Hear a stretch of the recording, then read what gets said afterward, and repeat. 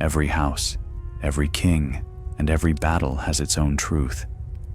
But there are stories older than crowns, darker than the night, and more dangerous than any blade. They were never written in books. They were whispered to fire, to the trees, and to the dead gods. And today, we dare to uncover one of them.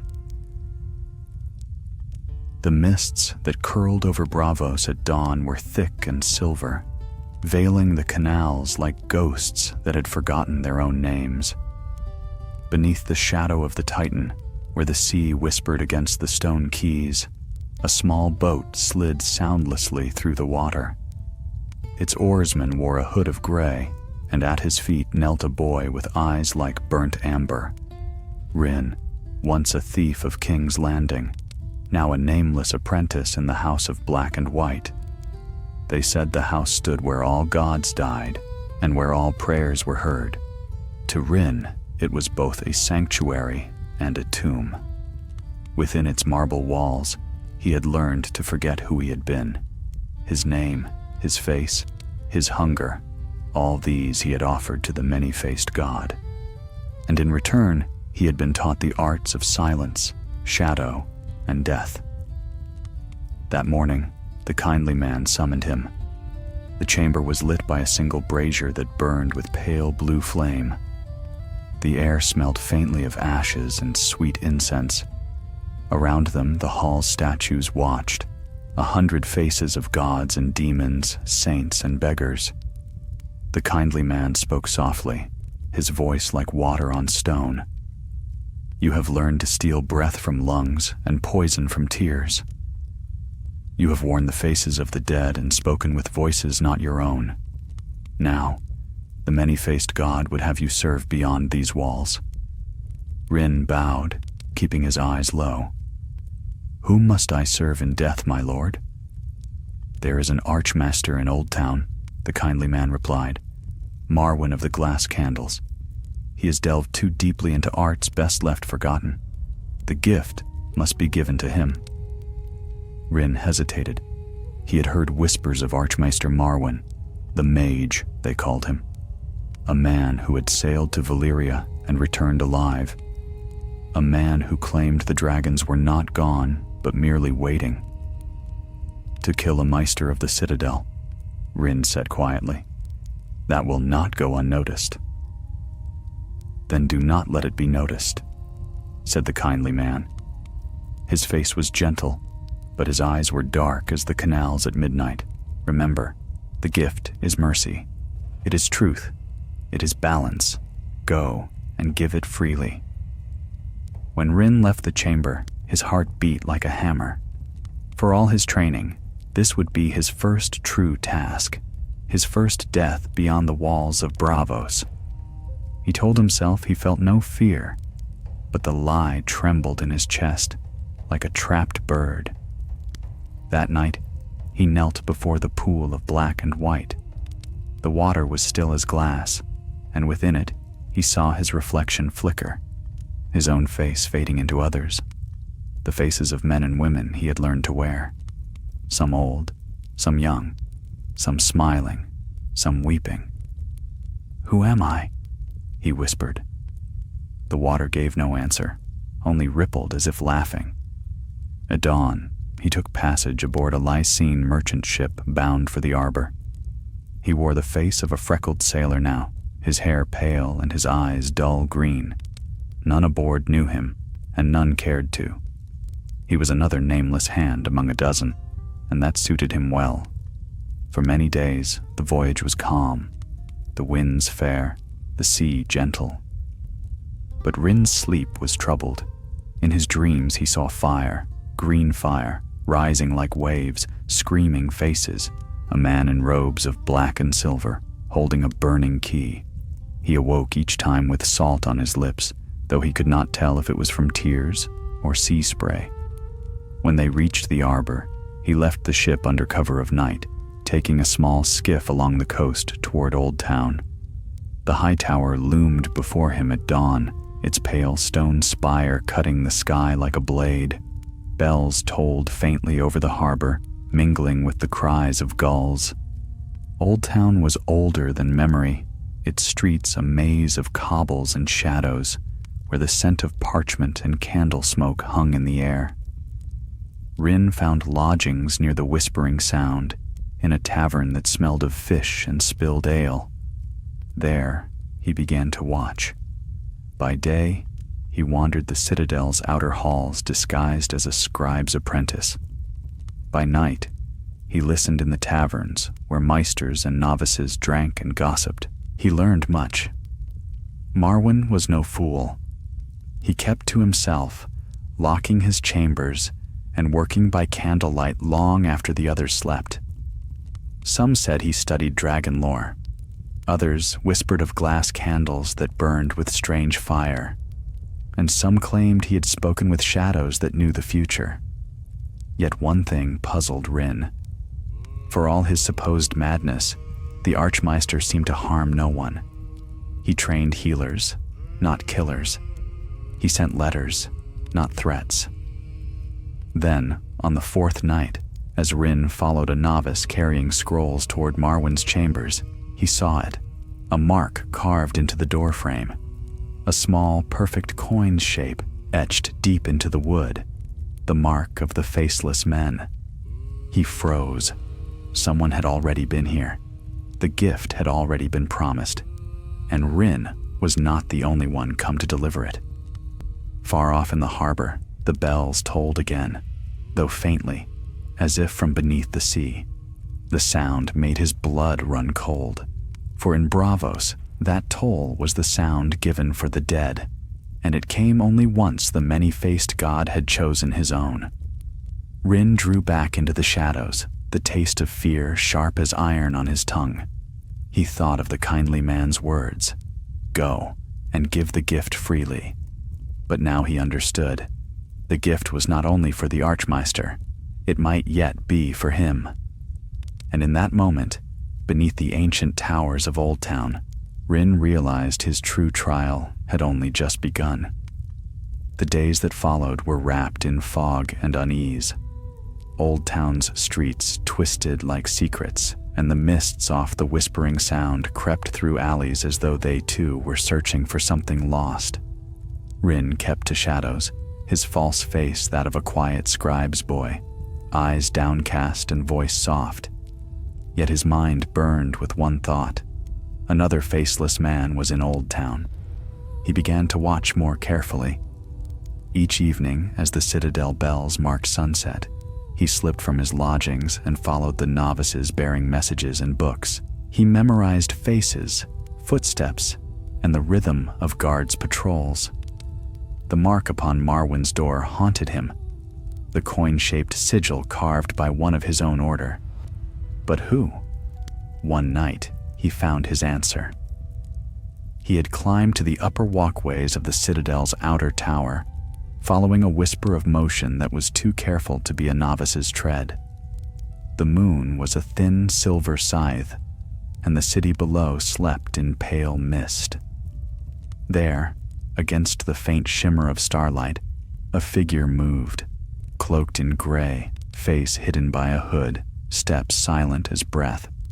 Rin knew that stride, the way the weight shifted, the stillness between steps, the rhythm of death learned in the dark halls of Braavos. He followed, heart steady but cold. The figure moved with purpose toward Marwyn's chambers. When Rin reached the Archmeister's door, the figure was gone, vanished like smoke. Only the faint scent of myrrh lingered. The same incense burned in the house of black and white. On the floor before the door lay a single coin, the iron coin of Braavos, engraved with a hooded face. He bent to pick it up, and a whisper brushed his ear. "You should not be here, little sparrow." Rin spun, knife drawn, but no one stood there. Only the corridor's flickering torches, and a shadow that wavered without a body to cast it. The whisper came again, this time from behind. "You were not sent to hunt me. The gift was already claimed." He turned once more, and there she was, a woman with hair black as the canals of Braavos, eyes pale gray as mist, He knew her face, though it was not her own. "Jakenna," called the whisper.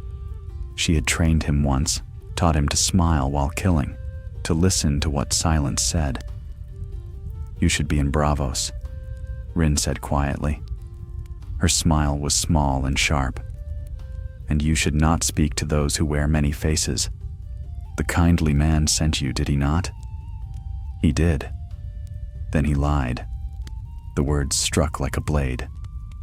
Rin took a breath. "Tell me why you're here." Jakenna stepped closer. "The Archmeister is not your target. He's mine, but I serve another now. There are those in King's Landing who wish his death. The Citadel hides more than scrolls. It hides power, wildfire, secrets, the alchemy of flame and flesh. The Archmeister means to burn it all, and that cannot be allowed." "Wildfire?" Rin frowned. "He would destroy it?" "He claims to, but you know how men of knowledge are. They always say they wish to destroy what they most desire to possess." Rin studied her eyes. They did not flicker. "If the Archmeister burns the wildfire, fewer will die. Why would the many-faced god wish to stop him?" Jakenna's gaze hardened. "The god's will is not yours to question. You were sent to give the gift, not to weigh its worth." She stepped past him toward the door, but Rin moved to block her path. "You've gone rogue, Jakenna. You've taken coin from another hand." Her voice turned soft. "And if I have, are we not all bought? By the god, by the debt of our pasts, by the faces we wear?" Before he could answer, she raised a hand, fingers glinting with steel. Rin ducked as the blade flashed, cutting air where his throat had been. They moved like shadows, swift, silent, each strike met by another. Her dagger hissed past his ear, his knife cut the hem of her cloak. Their blades clashed once, barely a whisper of sound. In the still air, their breaths came sharp and even. Then, as quick as it began, she stepped back. Her knife lowered. "You're not ready," she said softly. "Go home, boy, before the god claims you too." And with a turn that seemed to melt into the darkness itself, she was gone. Rin stood alone in the corridor, his knife slick with sweat. His heart pounded, not from fear, but from understanding. The kindly man had not told him the whole truth. He pocketed the iron coin and slipped away. The next day, Rin found himself in the Citadel's library, poring over scrolls about wildfire, the green fire of Eris's madness, the pyres of Dragonstone, the alchemists' guilds who whispered prayers to flame. And there, buried among dusty vellum, he found a letter sealed with black wax. It was addressed to Archmeister Marwyn and signed by Qyburn. Rin read enough to know it spoke of shipments of wildfire moving from King's Landing to Old Town, under order of the Crown. His pulse quickened. If Qyburn, the Queen's pet alchemist, sent such things, then perhaps Marwyn truly meant to destroy them. And if so, Jakenna's masters in the capital would indeed want him silenced. That night, Rin went to Marwyn's quarters once more. This time he knocked. The door opened a crack, revealing a heavy-set man with a chain of many metals. His eyes were sharp, his beard thick with gray. "I know what you are," Marwyn said, before Rin could speak. "The scent of Bravos clings to you, boy. The smell of gods and lies." Rin froze. "Come in," said the Archmaester. "We've little time before your sisters come for us both." Inside, the room was cluttered with scrolls, glass candles, and half-burned tomes. A green flame burned within a tall crystal. Its light was alive, bending and breathing like something sentient. "You think I fear death?" Marwyn asked. "No. I fear what's coming when the Citadel's chains strangle knowledge itself." The dragons rise again, and the world shifts. I mean to stop the fools who would feed the fire. That is why I called for help." "Help?" Rin echoed. "Yes, from Bravos, but not from the House of Black and White. I called upon the Iron Bank." Rin's blood turned cold. The Iron Bank and the Faceless men had old ties, but never crossed purposes unless something greater was at stake. Marwyn's eyes flicked to the door. "Your masters are not the only ones who deal in faces and debts. You must choose, boy, the god of death or the truth that burns brighter." Outside, footsteps echoed. Soft, measured, approaching. Jaqenna had returned. Marwyn's voice dropped to a whisper. "She brings death for us both, but death wears many masks. Are you her servant, or mine?" Rin turned toward the sound of the footsteps, his hand closing over the hilt of his knife. And in the flickering green light of the glass candle, he knew. Whatever face he chose next would decide not just who died that night, but who he truly was. The steps grew louder, slow, patient, and sure. Rin felt them in his bones as one feels the approach of a storm. The Archmeister's chamber seemed to close in around him. Shadows thickened, the green light of the glass candle throwing long, wavering shapes across the walls. Marwyn moved to his desk and unrolled a parchment with trembling hands. "She'll come through the north door," he murmured. "There are 2 ways out, the servant stair and the sea vent below the tower. If you mean to live, take the sea vent." "I did not come to flee," Rin said quietly. Marwyn looked up, eyes glinting with some fierce, weary humor. "No. You came to learn which death is yours to give. That's what your kind never understand. Death has faces, yes, but it also has reasons." Before Rin could answer, the latch on the door turned. He stepped aside, knife drawn, breathing steady. Jaqenna entered soundlessly, her cloak slick with mist. She did not look at Rin at first. Her eyes found the Archmeister. "You should have left Old Town, old man." Marwyn smiled grimly. "And let fools keep their wildfire? No, the city of knowledge will not burn for the vanity of kings." Her voice turned cold. "Then it will burn for you." Steel flashed. She moved like smoke, blade darting for Marwyn's throat. Rin caught her wrist mid-swing, their knives locking with a hiss of metal. Her eyes, pale as morning frost, met his. Calm, resigned. "So this is your choice?" she whispered. He pushed her back, barely deflecting her next strike. She fought with precision, never wasteful, every motion meant to kill, not harm. He had learned that rhythm from her once, years ago in Bravos, in the dark chambers where masks hung like silent judges. Marwyn stumbled toward the glass candle, muttering a spell under his breath.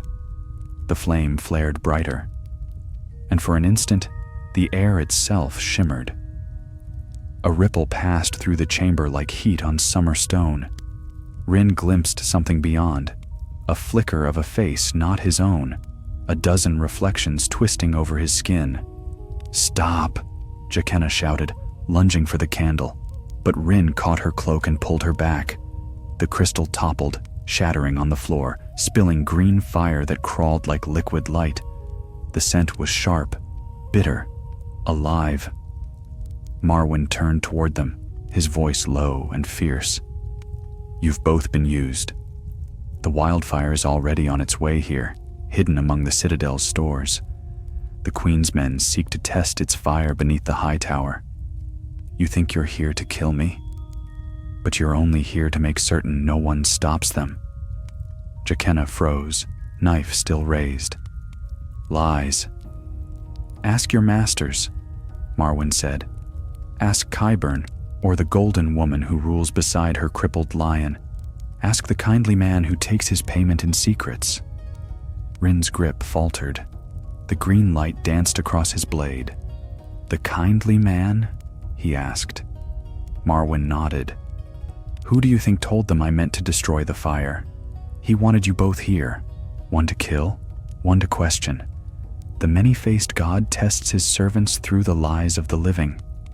For the first time, Jakenna's voice trembled. You speak poison. Truth is always poison, Marwyn said. The floor shuddered. A distant rumble echoed through the tower, faint but deep. Somewhere, far below, Rin thought he heard shouts. The shipment, Marwyn whispered. It's already begun. Rin stepped to the window. From the high tower's high walk, he saw torches moving along the riverbanks, men carrying sealed barrels toward the citadel's lower cellars. Green smoke drifted faintly from one of the wagons. Jakenna followed his gaze. Wildfire, she murmured. 7 save us.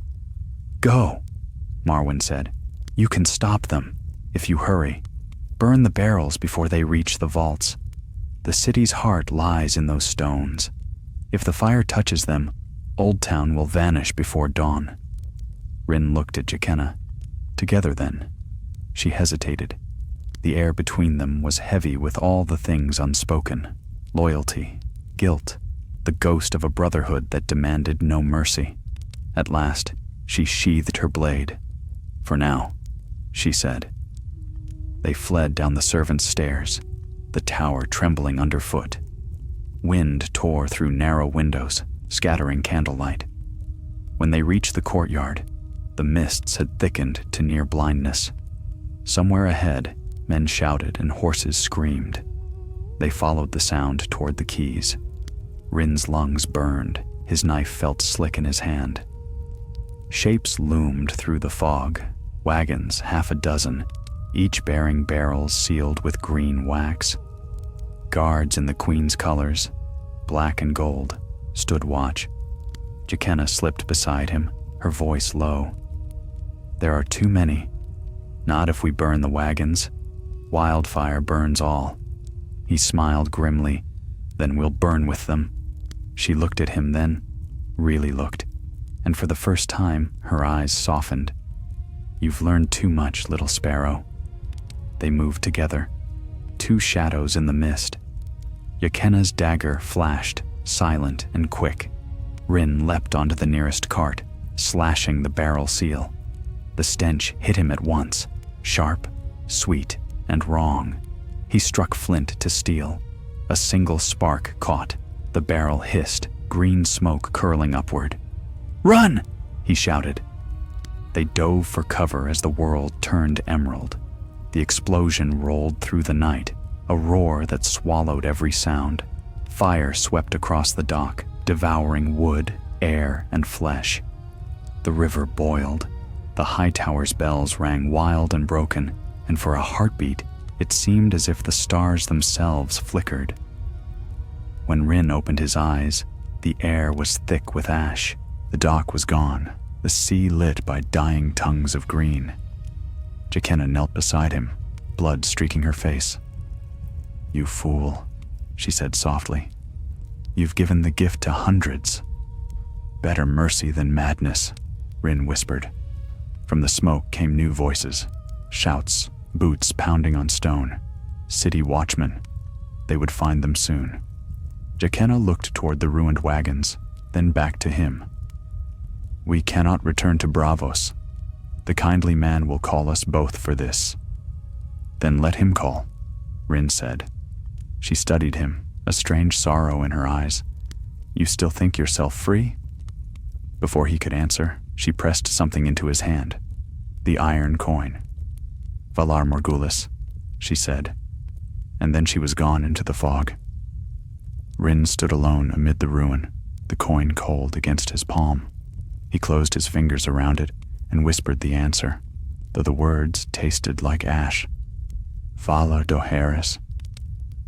Behind him, the river burned on, a green, unholy light beneath the endless sky. Dawn came late to Old Town. The sky was a dull gray bruise, heavy with the scent of rain and smoke.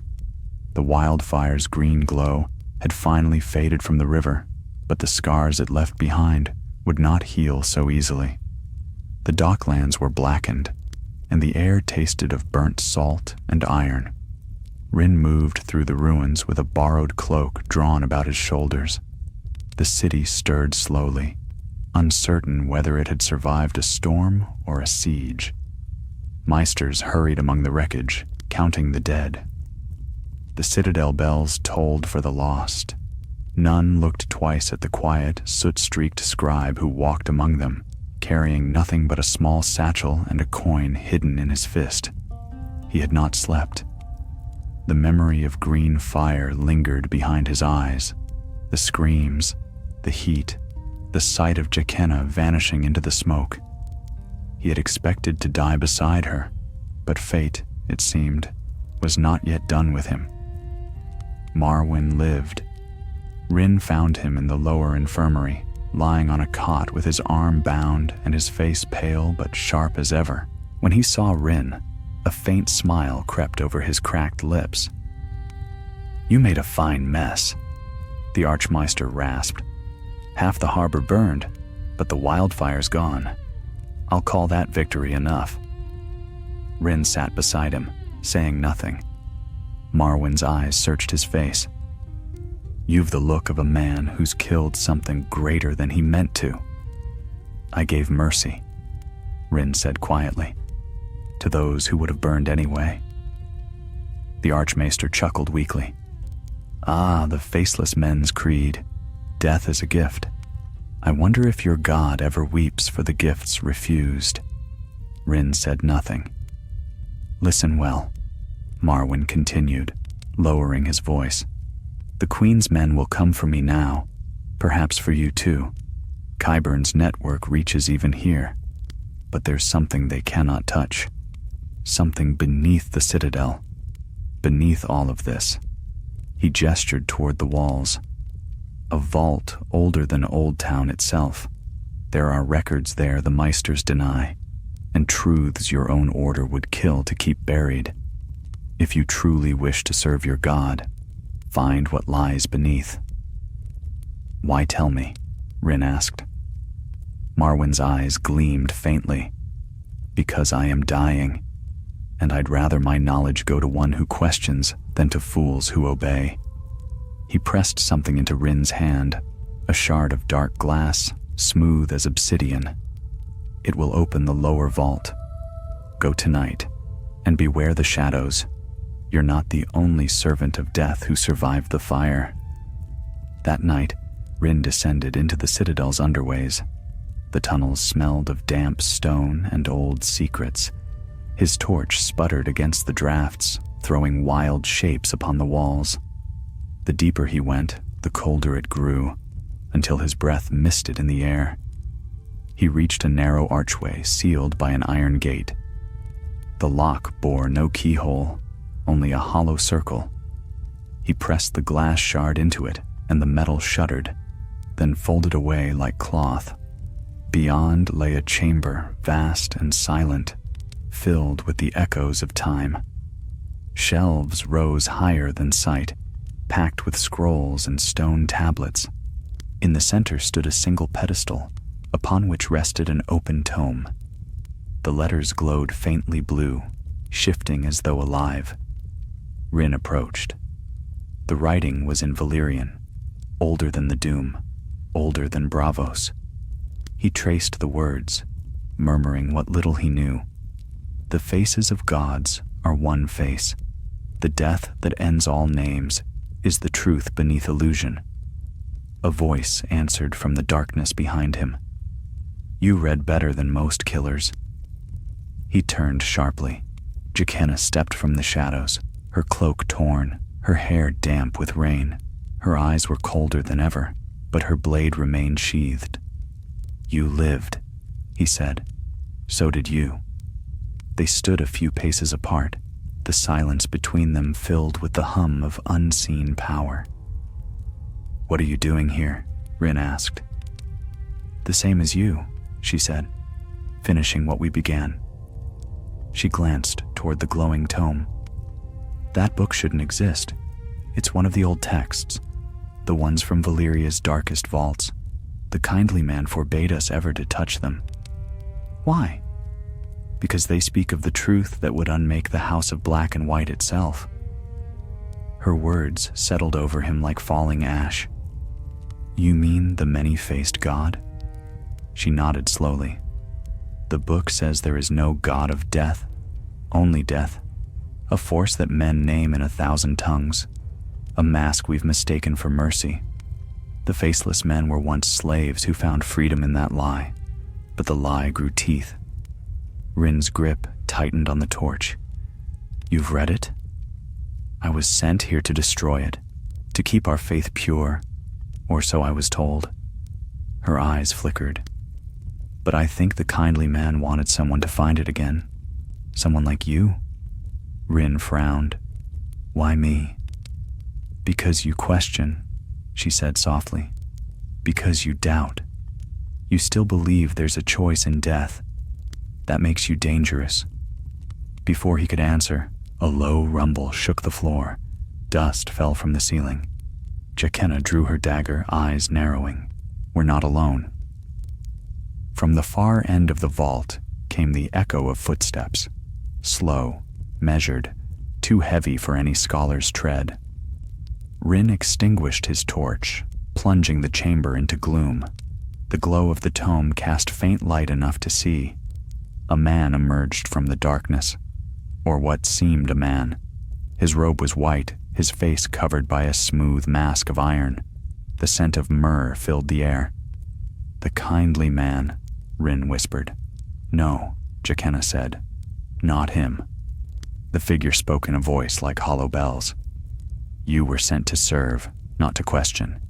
The gift was not yours to deny. Jaqena stepped forward. Who are you? A face you once knew, the figure said, and with a motion smooth as smoke, removed the mask. Beneath it was the face of the kindly man, or what was left of it. The skin was cracked, the eyes dark voids. His lips did not move, yet his voice filled the chamber. The god has many faces, child. You thought you had escaped him. Rin felt cold pierce through him like a blade. The air thickened, the walls seemed to breathe. Jaqena whispered, This is not him. It's the god itself, or what wears him. The creature turned its gaze upon Rin.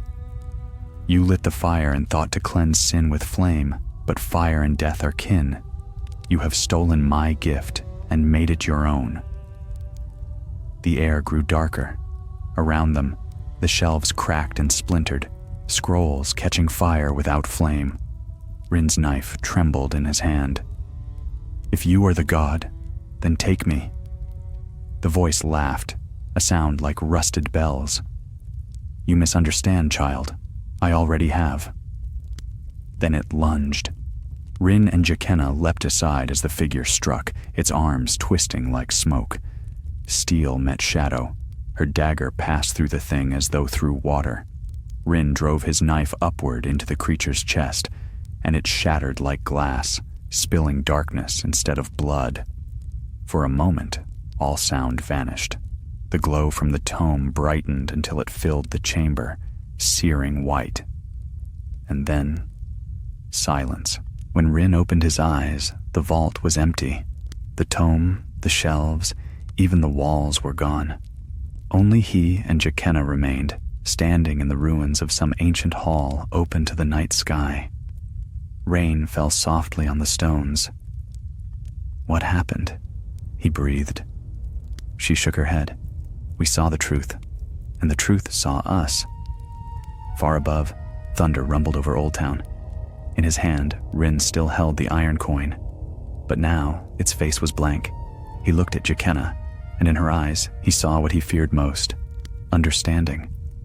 The god was not gone. It had only changed its mask, and now, perhaps, that mask was his. The rain did not stop for 3 days. It fell in sheets over Old Town, washing soot into the sea and drumming on the ruins of the docks where the wildfire had burned.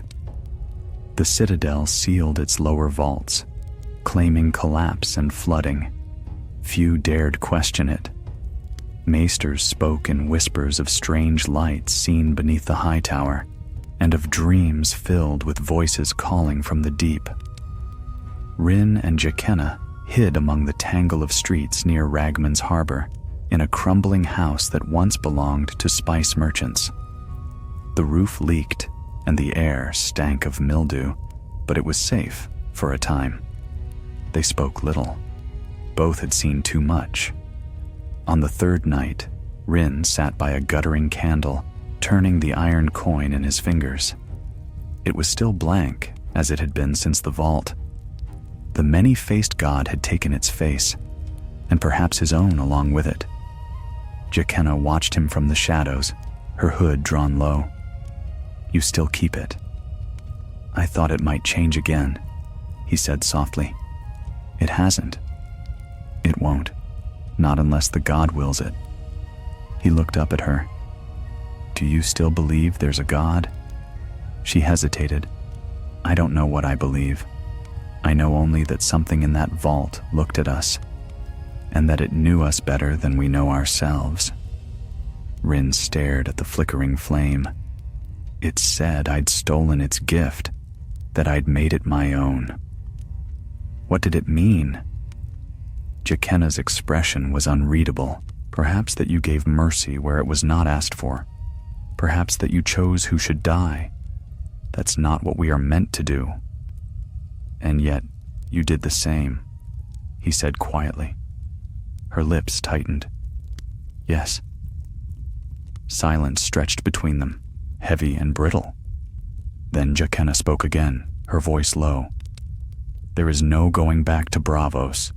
If we return, we die. If we stay, the citadel will find us, and if the thing in that vault truly lives still." She trailed off, shivering despite herself. "Then death itself hunts us." Rin placed the coin on the table.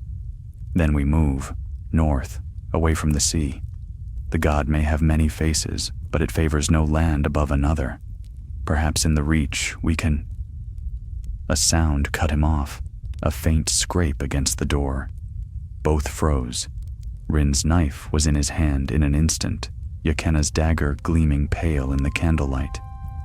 Another sound followed, closer now, the whisper of breath. Then the door creaked open. A man stumbled through, soaked to the bone, his robes marked with the chain of a maester. His face was bloodless, his eyes wide with terror. "Help," he gasped. "Please." Rin caught him before he fell. "Who sent you?" The man clutched at his sleeve. "Marwyn. Marwyn said to find you. He's dying." Rin's heart lurched. "Where?" "The high tower," the master whispered. "They came for him. Gold cloaks. And another. A man with no face." Before Rin could speak, the maester's body went rigid. His eyes rolled white. From his mouth came a faint hiss, not of breath, but of whispering words in a tongue older than Valyria. The candle guttered violently, its flame twisting green. Jaqena seized the knife and cut the man's throat in one smooth motion. Black smoke curled from the wound instead of blood. The body slumped and the whispering ceased. Rin stared at the corpse. It used him, the god. "No," Jaqena said quietly. "Something else." She looked to the window. The rain had stopped. The world beyond was unnaturally still. "We must go," she said. "Now." They slipped into the night, cloaked and silent. The streets glistened like black glass, and mist clung low over the cobbles. Every step felt watched. Somewhere, far off, a bell tolled. Once, twice, and then no more. They reached the base of the high tower by dawn. Smoke still rose faintly from the river, but the city around it was calm, unaware. Guards in the silvered livery of Old Town's lord patrolled the gates, though their eyes were hollow with sleeplessness. Jaqena nodded toward a side passage, a servant's arch half hidden by ivy. They slipped inside unseen. Within, the tower was a maze of stone and shadow. The air hummed faintly, as if the walls themselves remembered fire. Rin led the way upward, guided by instinct more than memory. At last, they found Marwyn. He sat in a high chamber beneath the great beacon, the light of dawn pouring through the narrow windows. His robes were torn, his chain broken in two. Beside him lay two dead guards, their faces twisted in terror. Rin hurried to him. "Archmaster." Marwyn opened his eyes. "Too late," he whispered. "They came at dusk. I saw the truth, Rin. The vault's not gone. It's moved. Into you." Rin froze. "What?" Marwyn smiled faintly, his lips stained with blood. "The god you faced was not the many-faced one. It was a remnant of the old faith, the death that was born before men gave it names. When you struck it down, you took part of it into yourself. That is why the coin is blank. You are its vessel now." Jaqenna stepped back, horror in her eyes. "No." Marwyn's voice weakened. "You'll feel it soon. The whispers, the hunger. It will try to claim you. When it does, go east, to Braavos, to the house. They will know how to end it." He coughed, and blood spattered the floor. "And tell them the Archmaesters lied. The Citadel was built upon death, not knowledge." His body went still. For a long time, none of them spoke. The wind howled faintly through the tower's slits. Finally, Jaqenna said, "He's right. You can't stay here. If the god lives in you, Braavos is the only place that can unmake it." Rin looked down at his hands. His skin was cold, and faint tendrils of darkness curled along his veins like ink. He felt something beneath his heartbeat, a second pulse, deep and ancient. "I can feel it," he whispered. "It's watching me." "Then we move now," Jaqenna said, "before it wakes." They wrapped Marwyn's body in cloth and left him beneath the tower's light. Outside, the city lay quiet, unaware of the death that had passed among its stones. At the harbor, they found a merchant ship bound for Lys. Rin paid the captain with silver stolen from the Citadel's stores. As they boarded, a cold wind swept across the water, carrying with it the faintest echo of laughter, soft, hollow, and terribly familiar. Jaqenna turned sharply. "Did you hear that?" Rin nodded. "It's begun." As the ship pulled from shore, Old Town receded into mist. The high tower's flame burned dimly behind them, a lonely star against the dawn. Below decks, Rin sat alone, staring at his reflection in a shard of metal. For a moment, the face staring back was not his own. It was smooth, featureless, and smiling. He dropped the shard and pressed a hand to his chest. The second heartbeat throbbed stronger now. Jaqenna entered silently, her cloak damp from sea spray.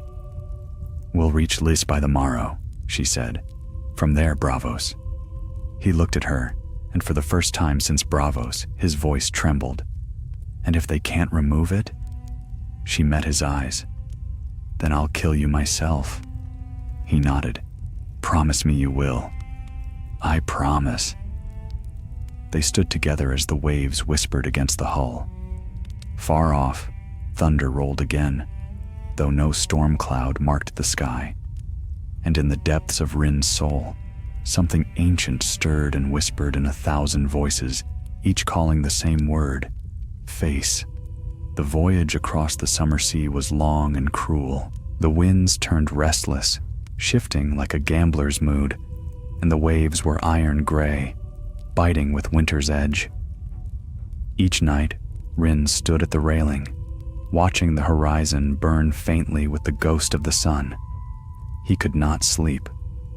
When he closed his eyes, the whispers came, soft at first, then swelling until they filled his skull like the roar of a distant crowd.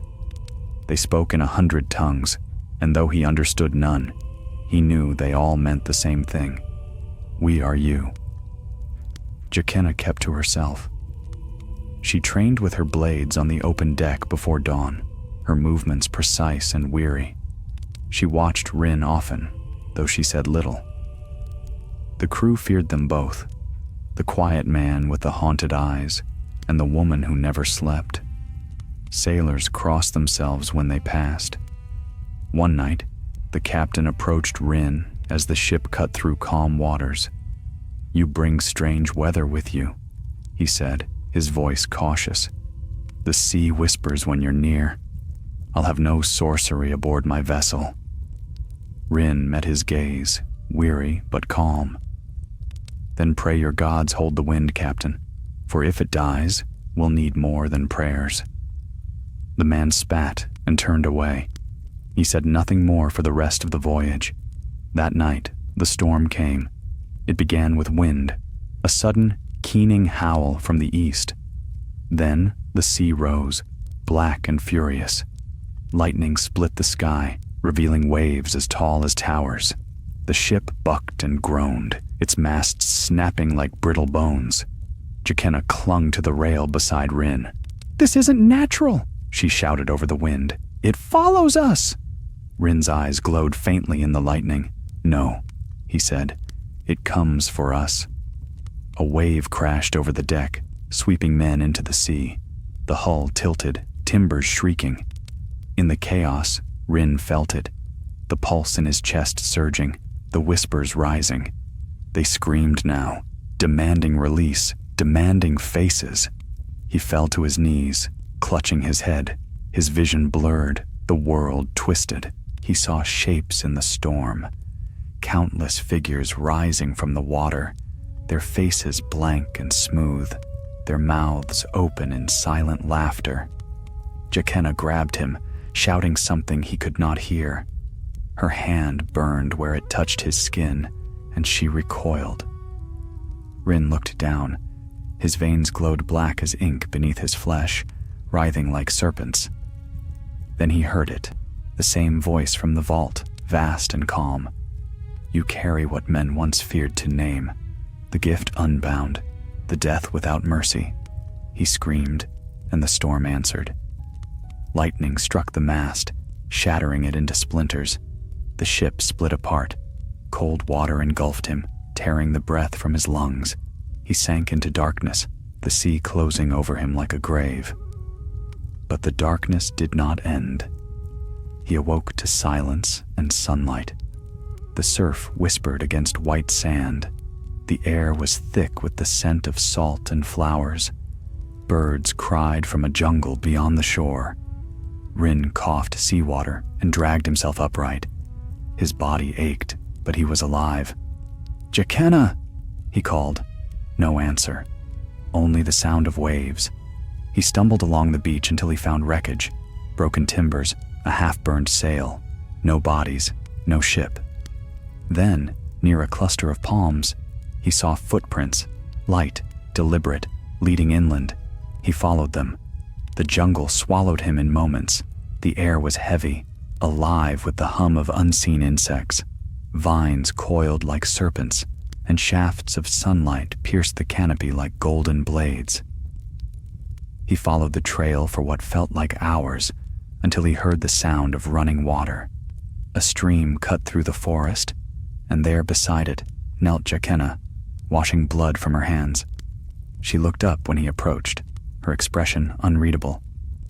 "You lived," she said simply. "So did you. I woke before dawn. You were gone. I thought the sea had taken you." "It tried." She studied him carefully. "Your eyes, they've changed." He knelt by the water and saw his reflection. The irises that had once been amber were now black, deep and endless. His face was still his, but beneath the surface he saw shifting shadows, faint impressions of other faces, flickering like candlelight. "I can't hold it back," he whispered. "It's growing stronger." "Then we must reach Bravos quickly," she said. "There's a port nearby. Traders from Lice stop there for water and fruit. We can find passage north." Rin nodded, though his heart felt heavy. He feared the journey would end before it began. They traveled together for 2 days through the jungle, keeping to the shade. At night, Rin dreamed of the house of black and white. He saw the pool, the kindly man, the faces of the dead, and all turned toward him in silence. On the 3rd morning, they reached a small fishing village. Palm-thatched huts lined the shore, and smoke rose from cooking fires. The villagers eyed them warily, but offered fruit and water in exchange for silver. Rin saw a ship anchored offshore, a Lycene trader, small but seaworthy. As they approached, a priestess stepped into their path. She wore red silk and a chain of rubies that glowed faintly in the sun. Her hair was dark as coal, her eyes like embers. "You are far from home, faceless ones," she said in the tongue of Essos. "The fire has watched you cross the sea." Rin's hand moved to his knife. "You serve R'hllor." "I serve the light that burns away lies," she replied. "And you carry the shadow that feeds upon it." Jaqena tensed. "We want no trouble." The priestess smiled faintly. "Trouble? You bring it with you. The storm that sank your ship was no mere wind. The shadow within you called to the sea, and the sea answered." Rin's heart pounded. "You know what it is?" "I know what it was," she said. "A piece of the great darkness, the one your kind once worshipped when the world was young. The god of no name, who wore 1,000 faces and devoured all others. Long before your house of black and white, it ruled men's dreams." "And now?" Jaqena asked. "Now it sleeps within him." The priestess stepped closer, her eyes gleaming. "There is a way to drive it out. Fire. Only fire can unmake what was born of death." Rin's voice was hoarse. "You mean to burn me?" "To save you," she said softly. "Or to save the world from you. There is little difference." He felt the whispers rise again, a low murmur beneath his skin. "Burn her," they hissed. "Take her face. Take all faces." He staggered back, gripping his head. "No." Jaqena moved between them, blades drawn. "Stay back, Red Woman." The priestess did not move. "You cannot protect him. The fire knows its enemy. When the darkness wakes, even the sea will flee from it." Lightning flickered across the sky, though the air was still.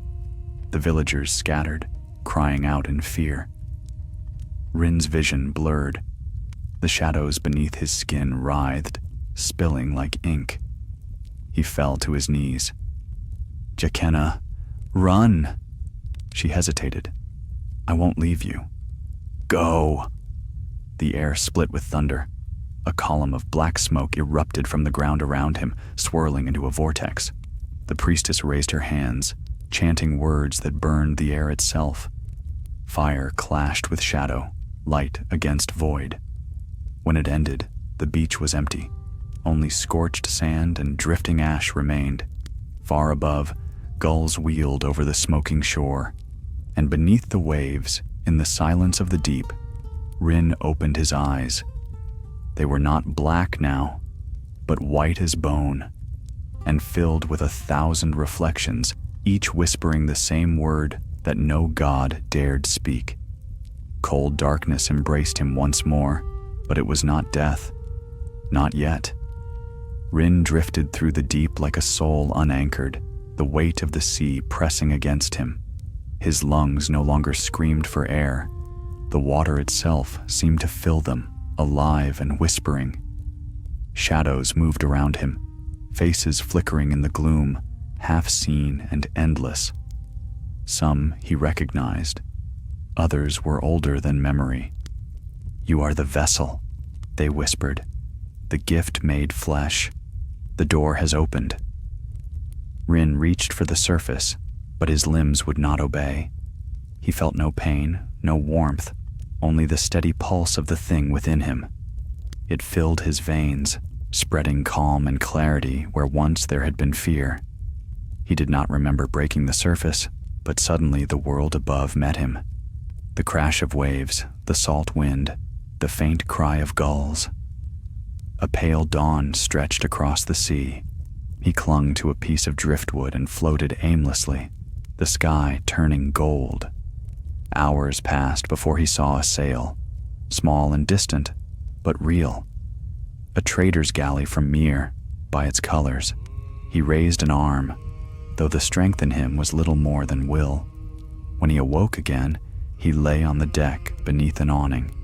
The sun burned overhead. A woman with scarred hands dabbed his brow with a cloth. "He lives," she said in broken common, "washed up on the tide like a gift." Rin turned his head. The crew watched from a distance, wary. He caught sight of his reflection in a bucket of water and nearly recoiled. His face was his own again, but his eyes glimmered faintly with pale light, neither black nor white, but something between. "Where is this ship bound?" he asked. "Myr," said the woman. "We trade silk and glass. You are lucky, stranger." He closed his eyes. Luck is another name for mercy. That night, as the ship cut through calm waters, Rin sat alone near the stern. The stars burned above, countless and cold. He could still hear the whispers, faint as the sea's murmur, but beneath them, another sound stirred, a voice that was not the gods. "Rin." He turned. Jaqena stood beside the mast, alive and whole, though her cloak was burned at the hem. Her eyes were tired, but her voice was steady. "I thought you'd drowned," she said. "I did," he answered softly. She came closer. "The fire woman said the sea swallowed you. She thought it had claimed you." "It tried." He looked toward the horizon. "But it wants me alive. For now." Jaqena studied him, her expression unreadable. "You've changed. So have you." She did not deny it.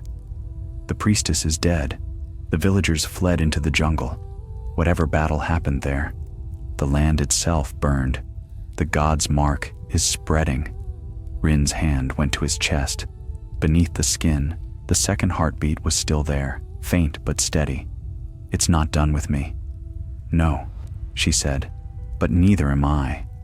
They sailed together for days, keeping to themselves. The sailors avoided them, muttering prayers to whatever gods they still trusted. Rin learned little sleep. When he tried, he saw fire beneath the sea and faces whispering through the depths. On the fifth night, a red star blazed across the sky, bright and sudden, falling toward the west. The crew cried out, taking it for an omen. Rin watched it fall until it vanished beyond the horizon. "It begins again," he murmured. Jaqena turned. "What does?" "The song of fire and death." When they reached the ports of Myr, the air was thick with spice and smoke. They disembarked quietly, blending among the merchants. Rin wore a hood now to hide his eyes, though the faint glow beneath the cloth still drew stares. They found lodging in a narrow street by the canals. That night, while Jaqena slept, Rin rose and walked the alleys alone.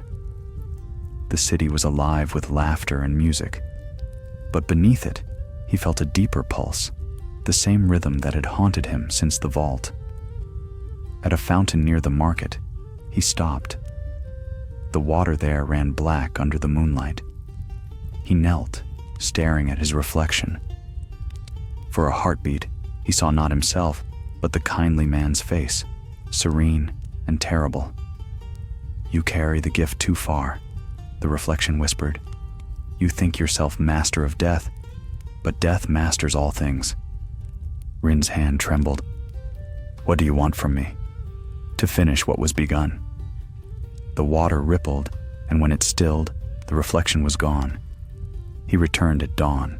Jaqena was waiting, dressed for travel. "We leave at first light," she said. "A ship sails for Bravos by way of Pentos. It's the only one leaving soon." Rin hesitated. "Bravos may not welcome us." It will if we reach the house unseen. I've arranged passage under false names. He nodded. Then we go. They boarded that morning. The sea was calm again, but the air felt wrong, too still, too heavy. Rin watched the water as the ship glided from the harbor. Below the surface, shapes moved, faint as shadows. He could not tell if they were fish or something older. That night, he woke to the sound of weeping. He rose and followed it to the lower deck. There, among the sleeping passengers, a small child sat alone, crying softly. Her face was hidden by her hands. He knelt beside her. "What troubles you, little one?" She looked up, and he froze.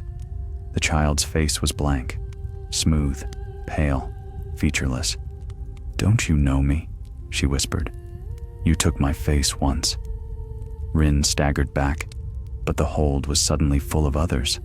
Dozens, then hundreds. Faces from Bravos, from Old Town, from every place where death had touched him. They surrounded him, murmuring, "Mercy, mercy, mercy." He tried to shout, but the air thickened, his lungs filled with darkness. A hand gripped his arm. Jaqenna's voice cut through the fog. "Rin, wake!" He gasped and blinked. The vision was gone. The deck was empty, save for them. "You were sleepwalking," she said. "You nearly went overboard." Rin's hands shook. They were here, the faces, all of them. She looked at him, and there was fear in her eyes. "You're losing yourself." "Maybe I already have." Jaqenna drew closer, lowering her voice. "Listen to me. When we reach Bravos, we'll go straight to the house. Whatever's inside you, they'll know how to draw it out. But you must fight it until then. Do you hear me? You must not let it speak." He met her gaze. "And if it does? Then I'll keep my promise." The rest of the voyage passed in uneasy silence.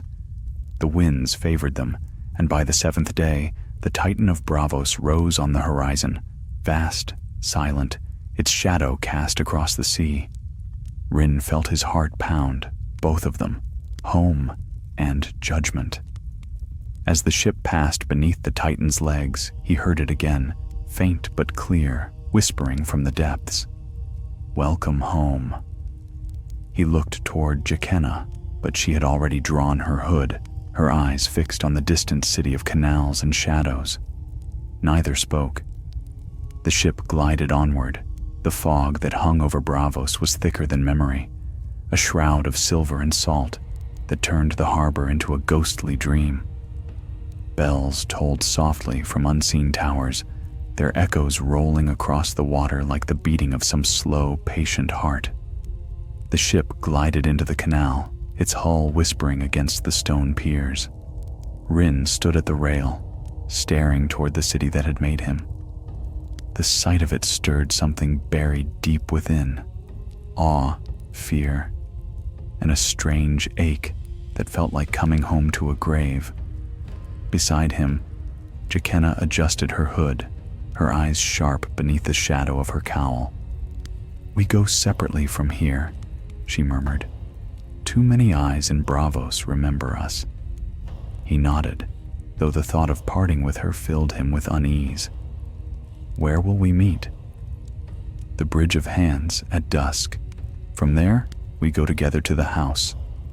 She turned to leave, but hesitated. "Whatever happens inside, remember this. They will see not you, but what you carry. They will test whether it owns you." Rin gave a grim smile. "Then let them try." He stepped ashore, the air cool and wet against his face. The streets were the same as he remembered. Narrow canals, low houses of green stone, lanterns swaying above the water.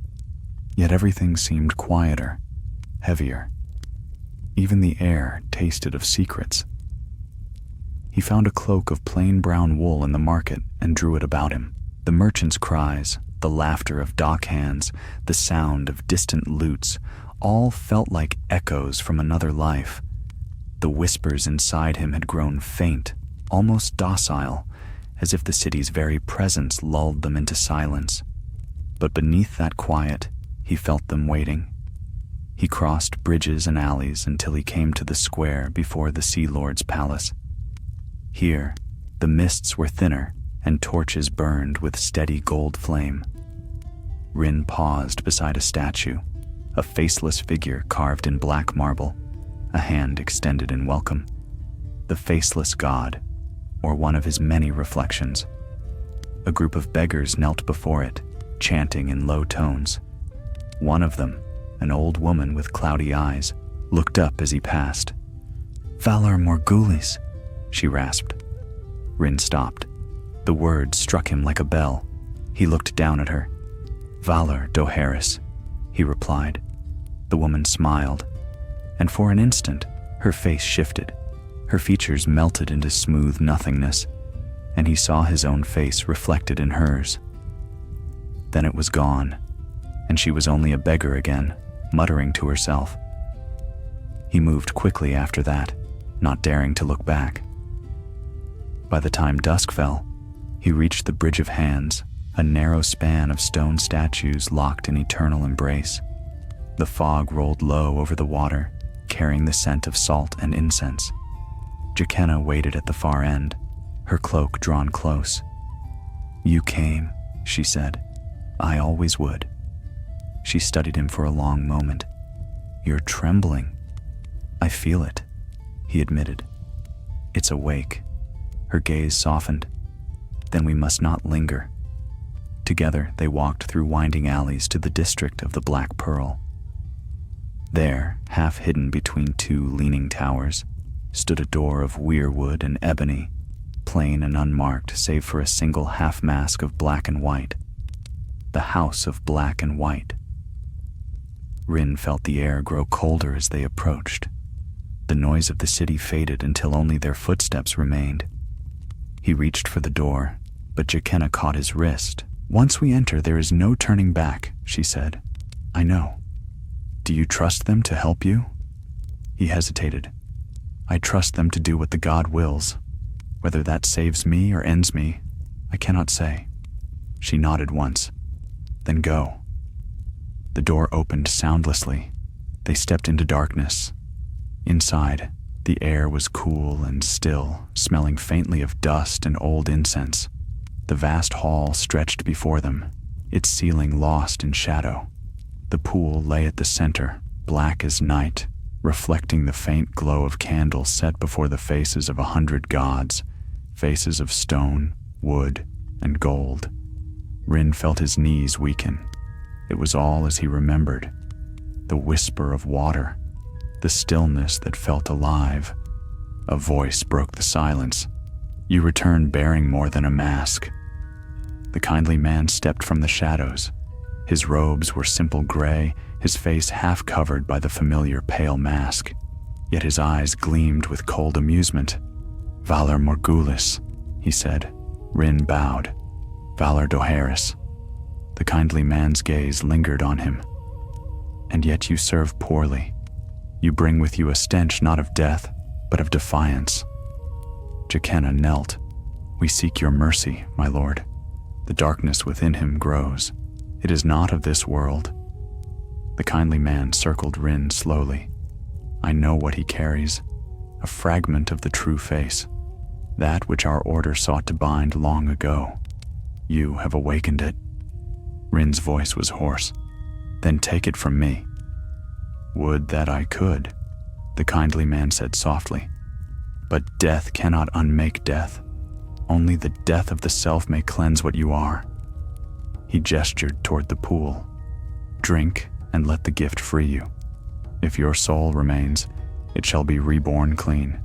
If not, then the god shall have you." Rin looked to Jaqena. Her eyes were wide, but she said nothing. He stepped forward. The water rippled as he knelt beside it. He saw his reflection, his face, calm and young. Then it shifted, showing a dozen faces, then hundreds, all whispering his name. "Rin." He cupped his hands and lifted the dark water to his lips. It was cold and heavy, like molten iron. He drank. The world broke. Pain tore through him, white and endless. Every nerve, every memory burned away. He saw Braavos crumble, saw fire on the sea, saw his own face melt into the void. The voices screamed within him, fighting to live, to claim flesh again. Then, silence. He opened his eyes. He stood before the pool still, but the hall was empty. No kindly man, no Jaqena. The candles were gone, and only faint moonlight spilled through the cracks above. He looked down and saw that his reflection no longer moved as he did. It smiled when he did not. A whisper rose from the depths. The gift has been given. Now it is ours to bear. He staggered back. The reflection rose from the water, its form shifting, his face and not his face, eyes blank and white. "You sought to end me," it said, voice like the rustle of dry leaves. "But you are mine now. The god wears you as you wore others." Rin fell to his knees. "No, I am still me." The shadow leaned close. "You are all of them." And it stepped into him. He gasped as the air turned cold. The hall filled with whispers, thousands of voices, all speaking in perfect unison. The pool stilled, its surface smooth as glass once more. Then Jaqena's voice came faintly from the dark. "Rin." He turned.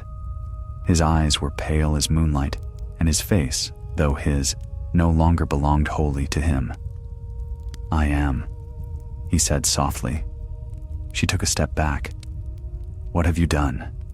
He smiled faintly, though there was no warmth in it. "I have become the god they serve." Outside, the bells of Braavos tolled again, slow, heavy, endless. And within the house of black and white, a new face joined the pool's reflection, whispering with 1,000 voices in perfect harmony.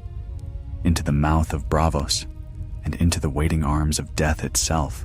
The fog that hung over Braavos was thicker than memory, a shroud of silver and salt that turned the harbor into a ghostly dream.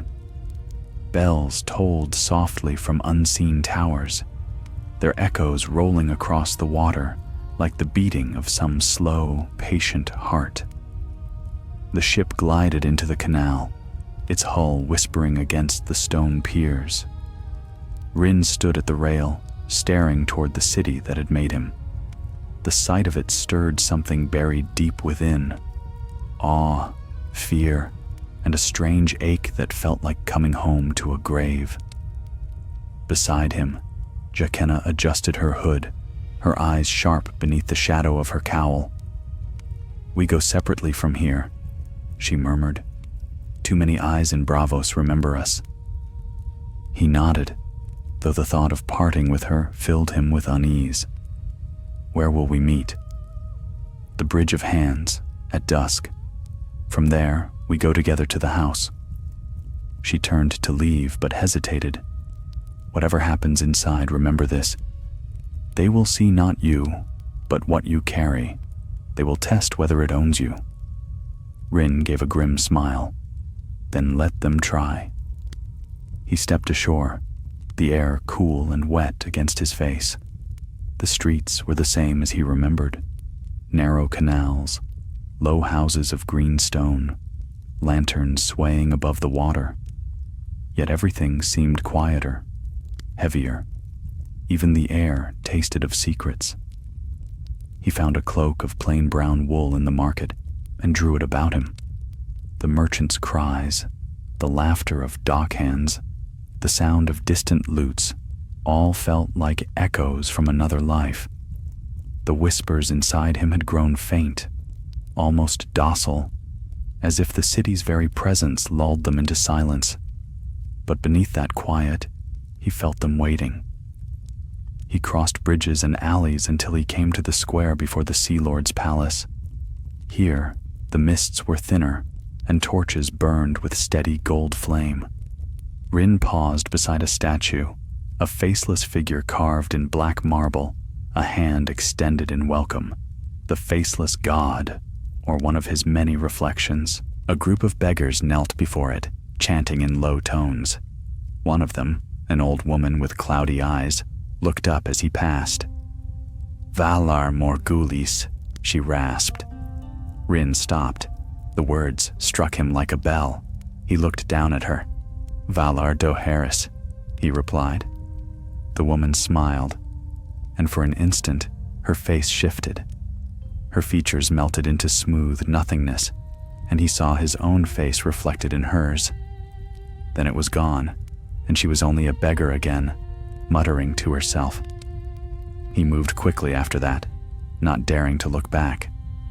By the time dusk fell, he reached the Bridge of Hands, a narrow span of stone statues locked in eternal embrace. The fog rolled low over the water, carrying the scent of salt and incense. Jaqenna waited at the far end, her cloak drawn close. "You came," she said. "I always would." She studied him for a long moment. "You're trembling." "I feel it," he admitted. "It's awake." Her gaze softened. "Then we must not linger." Together, they walked through winding alleys to the district of the Black Pearl.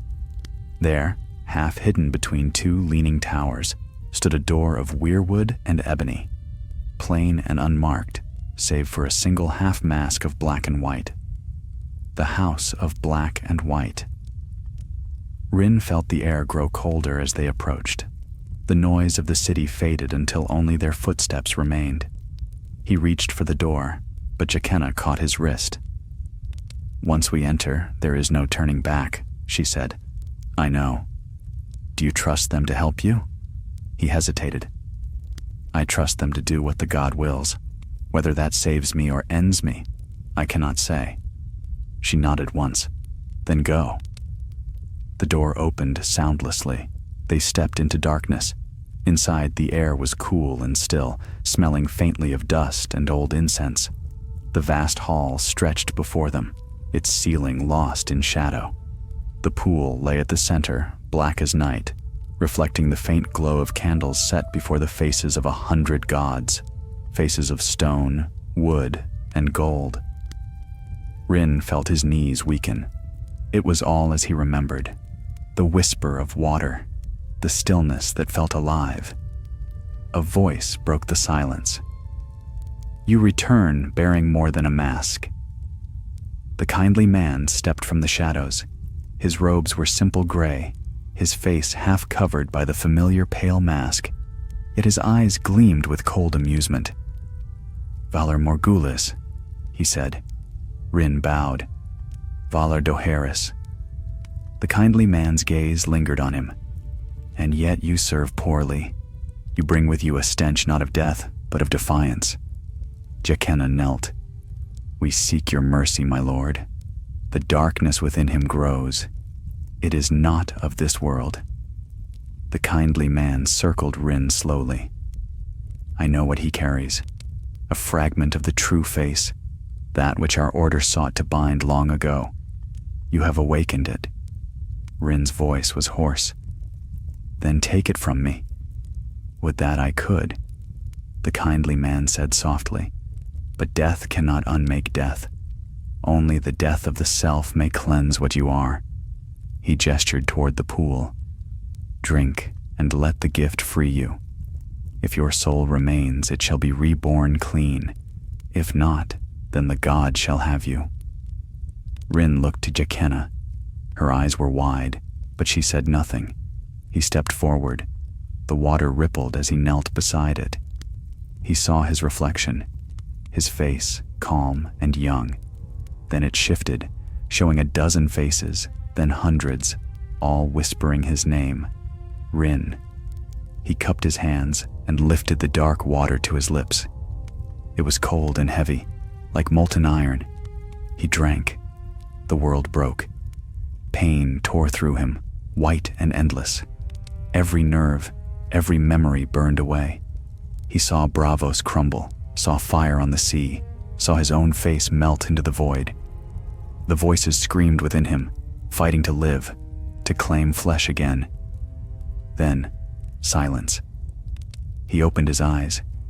He stood before the pool still, but the hall was empty. No kindly man, no Jaqenna. The candles were gone, and only faint moonlight spilled through the cracks above.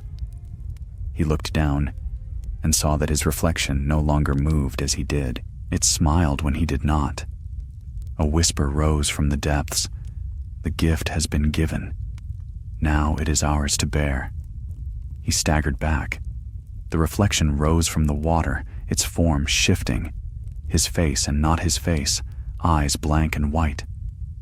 "You sought to end me," it said, voice like the rustle of dry leaves. "But you are mine now. The god wears you as you wore others." Rin fell to his knees. "No, I am still me." The shadow leaned close. "You are all of them." And it stepped into him. He gasped as the air turned cold. The hall filled with whispers, thousands of voices, all speaking in perfect unison.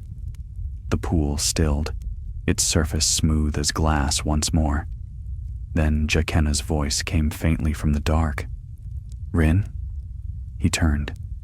His eyes were pale as moonlight, and his face, though his, no longer belonged wholly to him. "I am," he said softly. She took a step back. "What have you done?" He smiled faintly, though there was no warmth in it. "I have become the god they serve." Outside, the bells of Braavos tolled again, slow, heavy, endless. And within the house of black and white, a new face joined the pool's reflection, whispering with 1,000 voices in perfect harmony. Night reigned over Braavos like a living thing. The fog rolled thick over the canals, muffling sound, blurring light, swallowing shape and shadow alike. Only the faint golden glow from lanterns hinted that a city yet breathed beneath the shroud. From the highest roof to the deepest quay, all was still. But deep within the house of black and white, beneath the marble floors and the pool that mirrored stars unseen, something had awoken. Rin walked the silent halls, barefoot, his cloak trailing like mist behind him. He felt the cool breath of the stone and the whisper of unseen voices curling through the air. The torches burned low, their flames pale blue. He no longer felt their heat.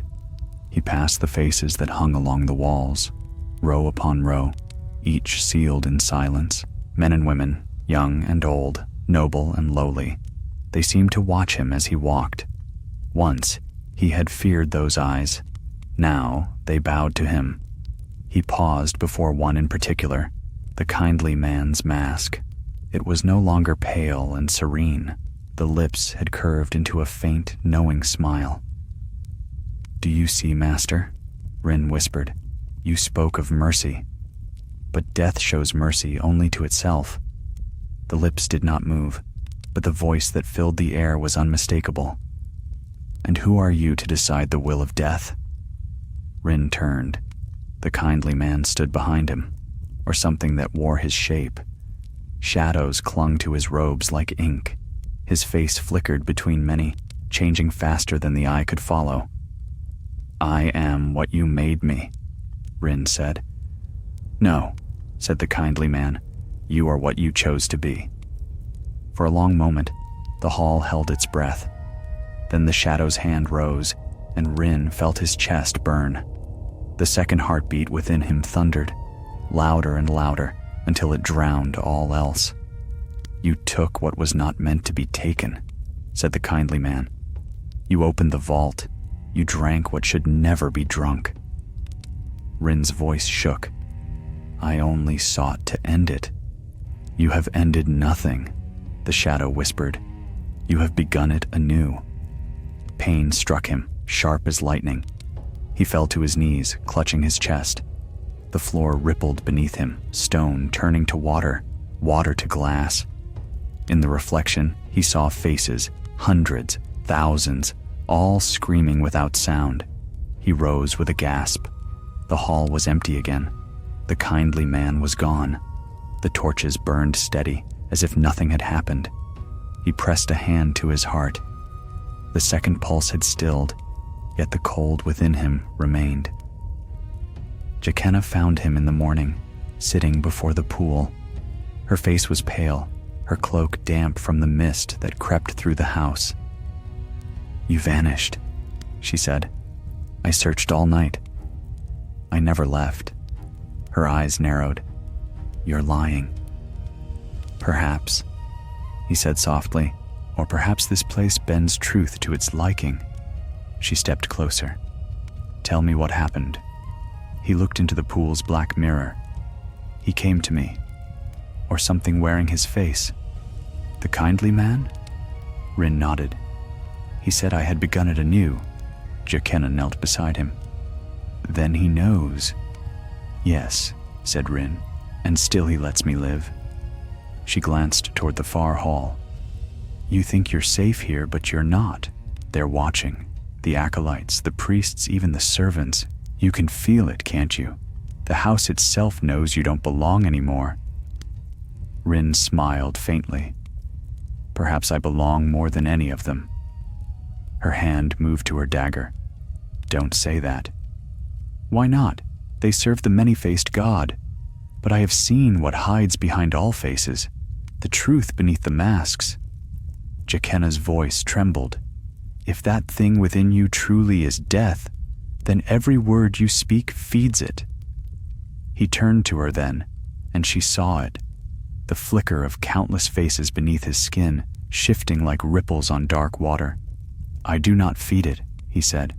"I am it." She took a step back. "No." But he rose, calm as still water.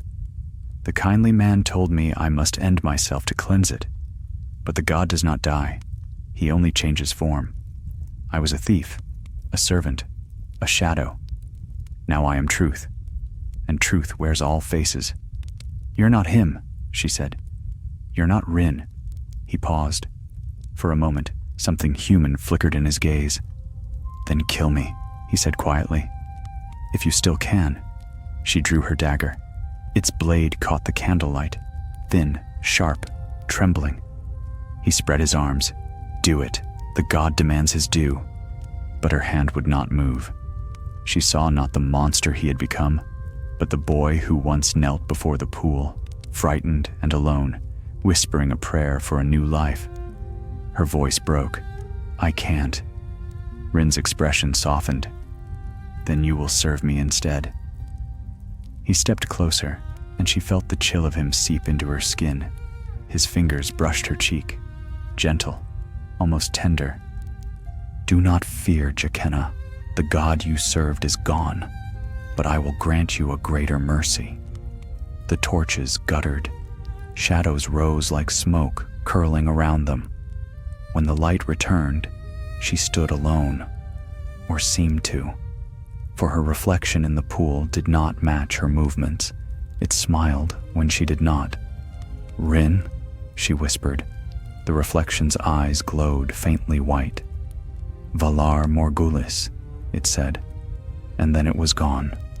Jaqena fled the house before dawn. She crossed the bridge and did not look back.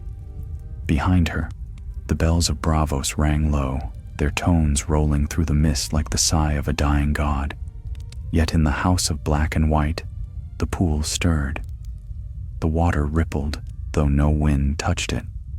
From its depths rose a new face, Rin's face, serene and unbroken, watching with cold, endless patience. Acolytes whispered of strange dreams.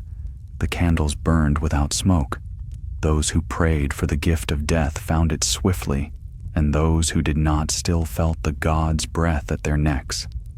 Far across the sea, ships vanished into fog and were found days later, their crews silent, their faces gone. And in the silent halls of Braavos, the pool whispered to itself in 1,000 voices, "The gift is given. The god is many. The god is one.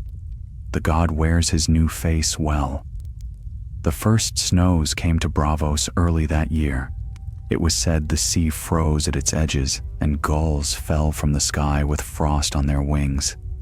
The mists grew thicker, and the air itself seemed to tremble beneath a silence no bell could break. In the streets, whispers spread of a curse upon the city, of a shadow in the house of black and white that had taken a shape of its own. No one entered that house now. The priests had sealed the great doors, and even the bravest acolytes dared not speak the name of the one who had vanished within. The waters of the pool, they said, had turned darker than ink, and the candles burned without smoke or wick. But still, from time to time, a soft voice was heard in the night, a whispering call that echoed along the canals. Some said it was the god, others said it was a man. Few dared listen. Beyond the city, in a tower overlooking the fog-veiled sea, Jaqena waited. Weeks had passed since she fled the house, yet the memory clung to her like a wound that would not close. The sound of his voice haunted her dreams.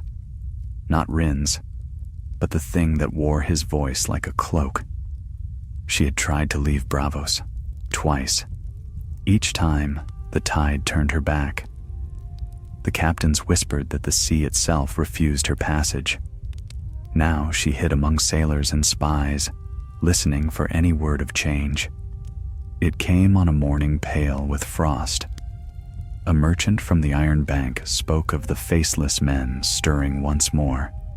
Assassins who had been silent for months were suddenly active again, taking contracts without coin, choosing their victims as if led by a single will.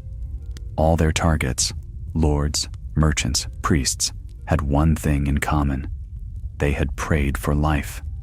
Jaqena's blood turned to ice. That night, she went to the docks, hood drawn low. The fog was thick enough to swallow sound, and the water below glowed faintly as if lit from beneath. She followed the narrow paths through the merchant district until the black dome of the house rose before her once again.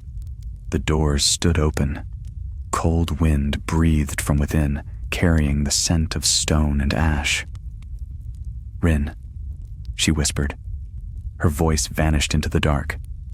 Inside, the hall was not as she remembered. The walls pulsed faintly, alive with shadows. The faces upon them seemed to shift, as though watching her pass. The pool glimmered like a mirror of night, though no candle burned nearby. At its edge stood a figure in gray robes. He was turned away, his reflection rippling across the water. "Rin," she said again. He turned, and her breath caught. He looked unchanged, and yet entirely other. His face was calm, his eyes pale as starlight, but the stillness in them was too deep, too perfect. No man could hold such peace. "Jaqena," he said, his voice soft. "You came back." "I had to," she said. "I've heard what you're doing." He smiled faintly. "You mean what we are doing? There is no we anymore, isn't there?" He gestured to the pool. "Do you not hear them? The many-faced God has taken his true form again. The gift spreads. Every life that clings to itself, every soul that fears the end, they are the ones who beg for mercy now. I am only the hand that grants it." Her heart hammered. "That's not the God. That's you." He studied her, his expression unreadable. "And what difference is there truly? The God is not a being, but a truth. All faces fade, all names vanish. I have only hastened the forgetting." "By killing the innocent?" "Innocence," he said softly, "is only ignorance of one's own end." She stepped closer. "You're not him anymore." His eyes darkened slightly. "No, but he is still within me. I feel him sometimes, whispering through the noise. He still hopes I can be saved." She drew her dagger. "Then maybe he can." He did not move as she pressed the blade to his throat. "I should have done it long ago," she said, her voice shaking. "When you begged me to." "Yes," he murmured, "but you loved me too much." The words broke something inside her. For a heartbeat, she saw him again. The boy she had trained, the boy who laughed softly when he learned his first mask, the one who feared killing, yet learned to do it well. "Rin," she whispered, "please, let it end." He closed his eyes. "It cannot end, Yakenna. It can only change." The torches flared to life on their own, their flames white and cold. The faces on the walls began to move, mouths opening in silent cries. The pool churned, its surface boiling like storm water. "Look," Rin said quietly. "They wake." Yakenna backed away. "What have you done?"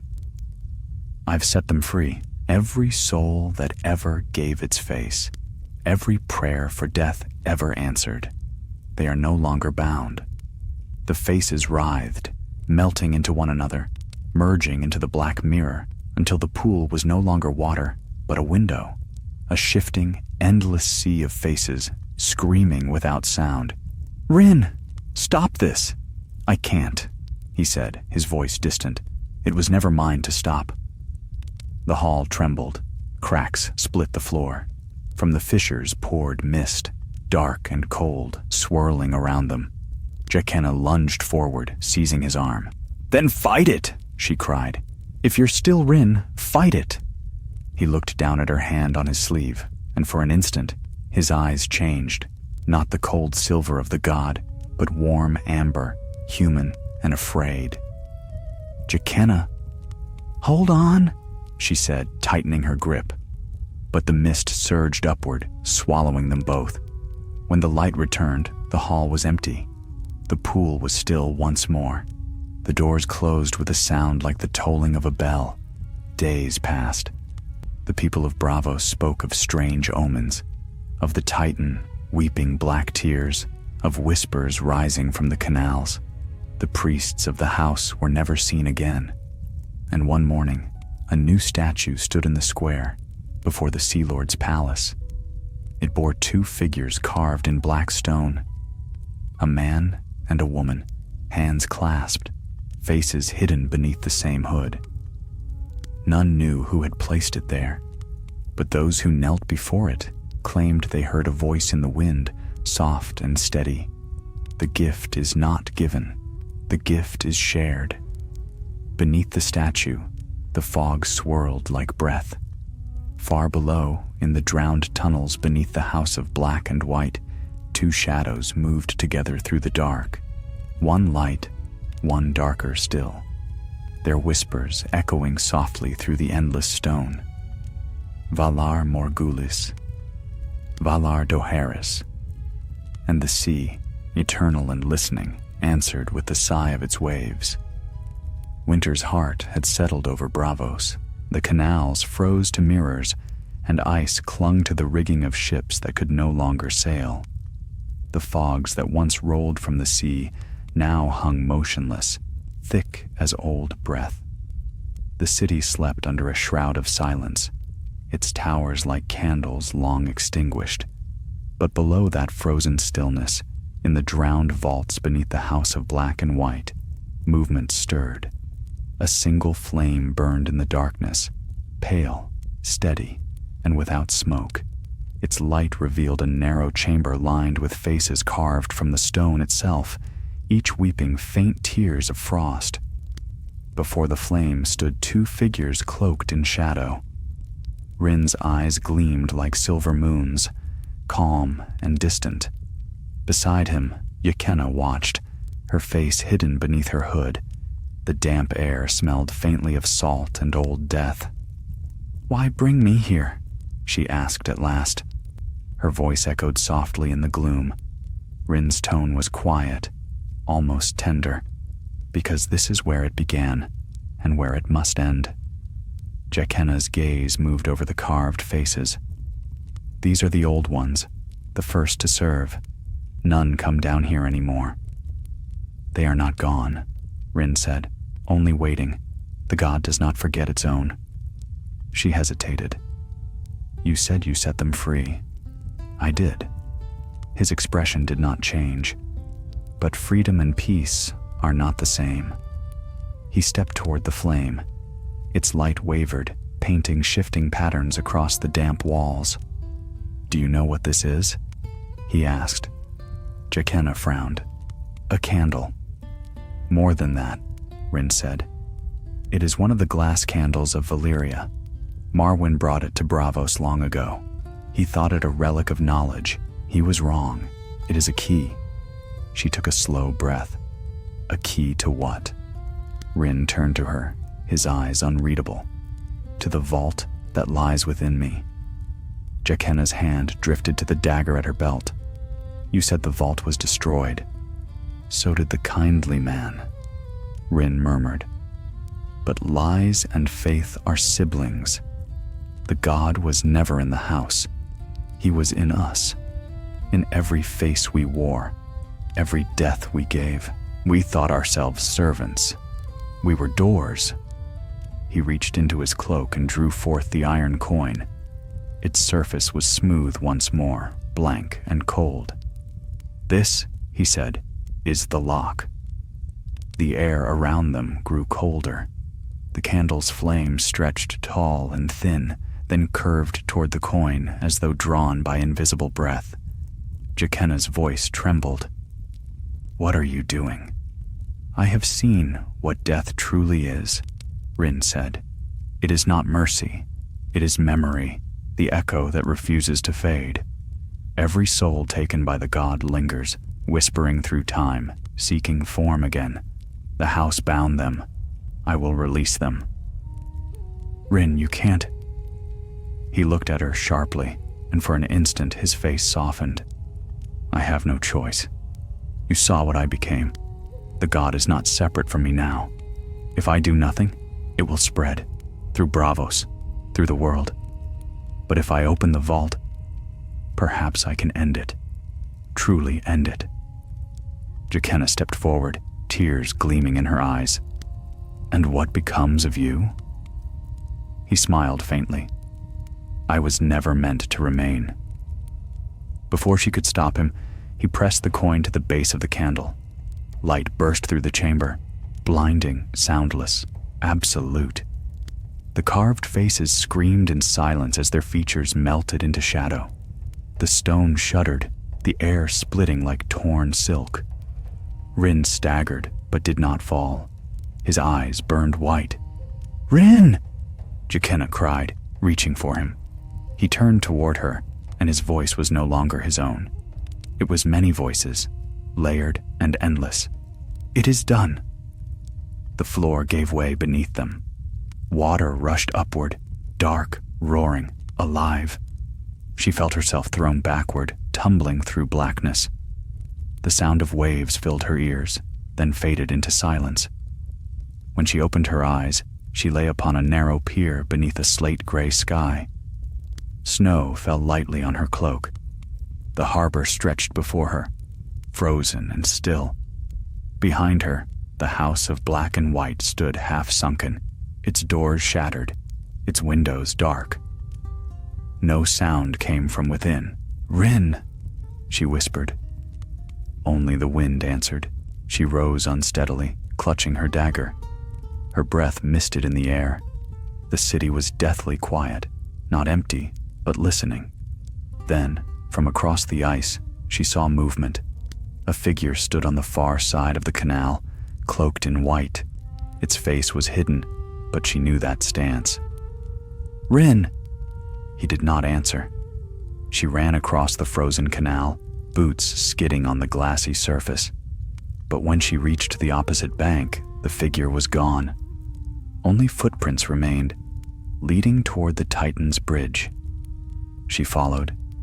The trail wound through narrow alleys and empty courtyards, over bridges of ice and beneath arches heavy with snow. Each step echoed too loud in the silence. She could feel the city watching her, the stones themselves whispering faintly as she passed. At last, she reached the Bridge of Hands.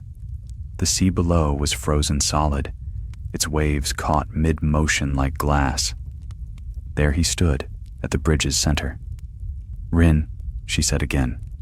He turned slowly. His eyes glowed faintly beneath his hood, not the burning white of the god, but a soft amber, human once more. You shouldn't have come, he said. I couldn't let you face this alone. He smiled, and for a heartbeat, she saw the boy she had once known. It's over, Yakenna.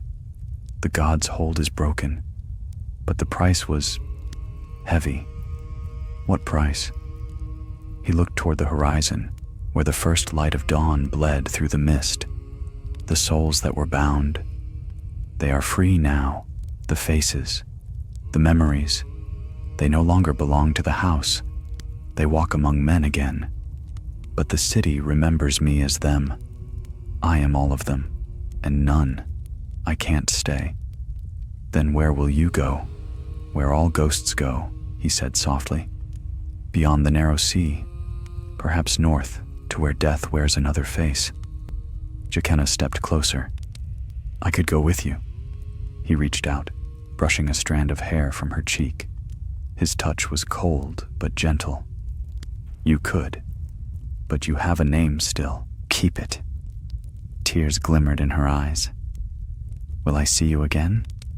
He shook his head. You'll hear me. When someone prays for mercy, when a killer whispers before a strike, when the dying draw their last breath, I'll be there. The dawn broke fully then, gold spilling across the frozen canal. For a moment, he stood bathed in its light, his shadow stretching long and thin. Valar Morghulis, he said. She swallowed hard. Valar Dohaeris. He smiled once more and stepped backward. The ice cracked beneath him, and he fell into the still black water. Yakenna ran forward, calling his name, but the surface was smooth again, the hole already sealed with frost. Only the faintest ripple remained, and as the bells of Braavos began to toll the morning hour, she thought she heard his voice, not from the water, but from everywhere at once. The gift is given. The sound faded with the wind, leaving her alone on the bridge. But when she looked down, she saw something glinting in the ice. The iron coin, no longer blank. It bore two faces now, joined at the edge, one smiling, one weeping. She picked it up and closed her hand around it. The coin was warm. When spring came at last to Braavos, it came half-heartedly, as if the gods themselves feared to wake the city from its long and haunted sleep. The ice cracked and drifted away in slow, reluctant sheets, and the canals filled once more with the dark mirror of the sea. Yet the air was still, and even the gulls seemed to cry more softly. Yakenna lingered among those narrow streets, unseen by most who passed. She was no longer one of the faceless men, though her skill and silence remained. To the sailors who caught glimpses of her dark cloak, she was a ghost, a rumor that walked where death had walked before. To herself, she was little more than a memory that refused to fade. The iron coin never left her hand. She kept it on a chain about her neck, hidden beneath her tunic.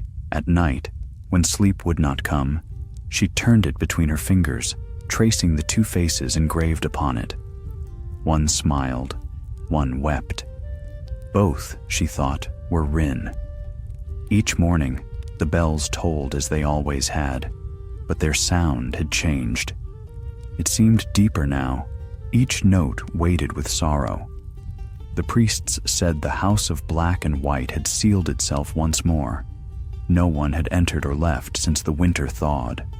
None dared to ask why. One evening, while the fog rolled low across the harbor, a boy found her in the tavern at the end of the Bridge of Eyes. He could not have been more than 10, with skin the color of pale copper and a scar like a crescent moon across his cheek. You're her, he said simply. Yakenna looked up from her cup. Her who? The one who saw him, the man who walks beneath the water. Her throat tightened. You should not speak of such things. The boy shook his head stubbornly. He sent me. She set the cup down slowly. Who sent you? The one from the pool, the boy whispered. He says the faces are moving again. He says it's not done. Yakenna's hand found the coin beneath her cloak. Where? The boy pointed toward the eastern canals, the silent dock, at moonrise. When she looked up again, he was gone. Only his footprints remained in the damp floorboards. That night, she went. The silent dock lay far from the bustle of the harbor, hidden between two great warehouses whose windows were long boarded shut. The air there smelled of cold water and forgotten things. Lanterns hung unlit. Only the moon cast its light across the waves. She waited for a long time, listening to the gentle lap of the tide. Then she saw him. A figure rose from the canal, water pouring from his cloak like rain. He walked across the surface as though it were solid glass. His eyes glowed faintly in the moonlight, not white now, but gold, burning softly. "Rin," she breathed. He smiled, the same quiet, distant smile she remembered. "You kept the coin." She nodded, unable to speak. He stopped before her, close enough that she could see the faint shimmer of faces shifting beneath his skin. Not as torment now, but as light passing through water. "You're alive," she said at last, in a manner of speaking. His voice was calm, but it carried the echo of many others. "When I fell beneath the ice, I thought myself lost. But death is not a place. It is a path. I followed it until it turned back upon itself, and there I found peace." Her eyes filled with tears. "Why come back?" He looked out across the canal. "Because the god is not at rest. The faces hunger again. The house wakes, but not as it should. The death I gave has grown roots. You freed them," she whispered. "I freed them from their prison," he said, "but not from their need. They wander now, seeking new flesh, new names. They whisper to the dying, to the fearful, to any who will listen. Soon Braavos will drown not in water, but in voices." She shivered. "Then what can we do?" Rin turned to her. "We end it where it began, in the vault beneath the pool. The candle still burns there, though none remember how. If its flame dies, the voices will follow it into silence. And if it cannot be quenched," he smiled faintly, "then I will take it with me." She knew what that meant. "You can't," she said. "You've given enough." He shook his head. "The god is part of me still. I cannot live while it breathes. This is the only way." Jaqena caught his hand. It was cold as stone. "Then I'll go with you." He looked at her, and for a heartbeat, the mask of calm cracked. "You would die for me still?" She held his gaze. "I would die with you. There's a difference." A long silence passed between them. Then he nodded. "So be it." They went together through the sleeping streets. The fog thickened until the city vanished around them, leaving only the whisper of their steps on the cobblestones. When they reached the house of black and white, its great doors opened without touch or sound. Inside, the air was colder than winter. The pool gleamed faintly, its water black and endless. Above it hung no faces now, only the bare stone, smooth as glass. The stairway to the vault yawned open where once there had been none. They descended hand in hand. The candle waited below, its flame unchanged, burning with pale blue fire. Around it, the walls pulsed faintly, alive with the echo of 1,000 breaths. Rin stepped forward. "This is the heart," he said. "It burns with what remains of the god. If it dies, so will I. But if it burns unchecked, it will consume the world." Jaqena's fingers tightened on his arm. "Then let us die together." He looked at her, and for the first time since the beginning, he smiled not as a god or a ghost, but as a man. "Valar Morghulis," he said. "Valar Dohaeris," she answered. He drew the iron coin from her neck and placed it upon the flame. There was no sound, no explosion, only light, soft and blinding. For an instant, the chamber was filled with warmth. Then the candle went dark. When the priests of Braavos dared enter the house again, they found the pool calm, the air clean and still. 2 cloaks lay folded at the edge, and beside them, a coin. On its surface, the faces had vanished, leaving only a smooth circle that caught the light of the torches and reflected nothing. From that day, the Faceless men spoke of a change they could not name. Their god had grown quiet. Death still came when called, but it came gently, like sleep. And sometimes, in the soft hours before dawn, when the mist rolled through the canals, the keepers of the house swore they heard footsteps above the pool, 2 sets, walking side by side. When asked who they were, the kindly man, grown older and more silent than before, would only smile and say, "Once there was a boy who sought to give the gift too freely, and a woman who would not let him die alone. The god remembers them both." And beyond the walls, the city breathed again. The fog thinned, the bells rang true, and the water whispered a name that no one remembered, carried softly on the tide before fading forever into the sea. Seasons turned, and time in Braavos slipped forward like mist across the sea. Years passed, then more still, until the story of the 2 who vanished beneath the house of black and white became little more than a whisper told by candlelight. Few remembered their names. Fewer believed they had ever lived. Yet the house endured, silent and unchanged, its doors ever open to those who sought mercy in death.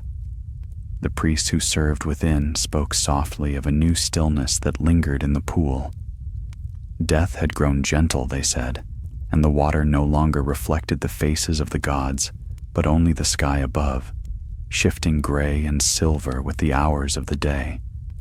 It was a sign, they believed, that the many-faced god was content. And yet, every winter, when fog covered the canals, the novices heard footsteps in the vaults below. Always 2, always leaving no mark. Far from Braavos, across the narrow sea, stories began to surface, tales of a wandering pair who came to war-torn villages and plague-stricken towns. One was cloaked in black, the other in white. They brought no banners, bore no sigils, and asked for no payment. But wherever they passed, the suffering ended.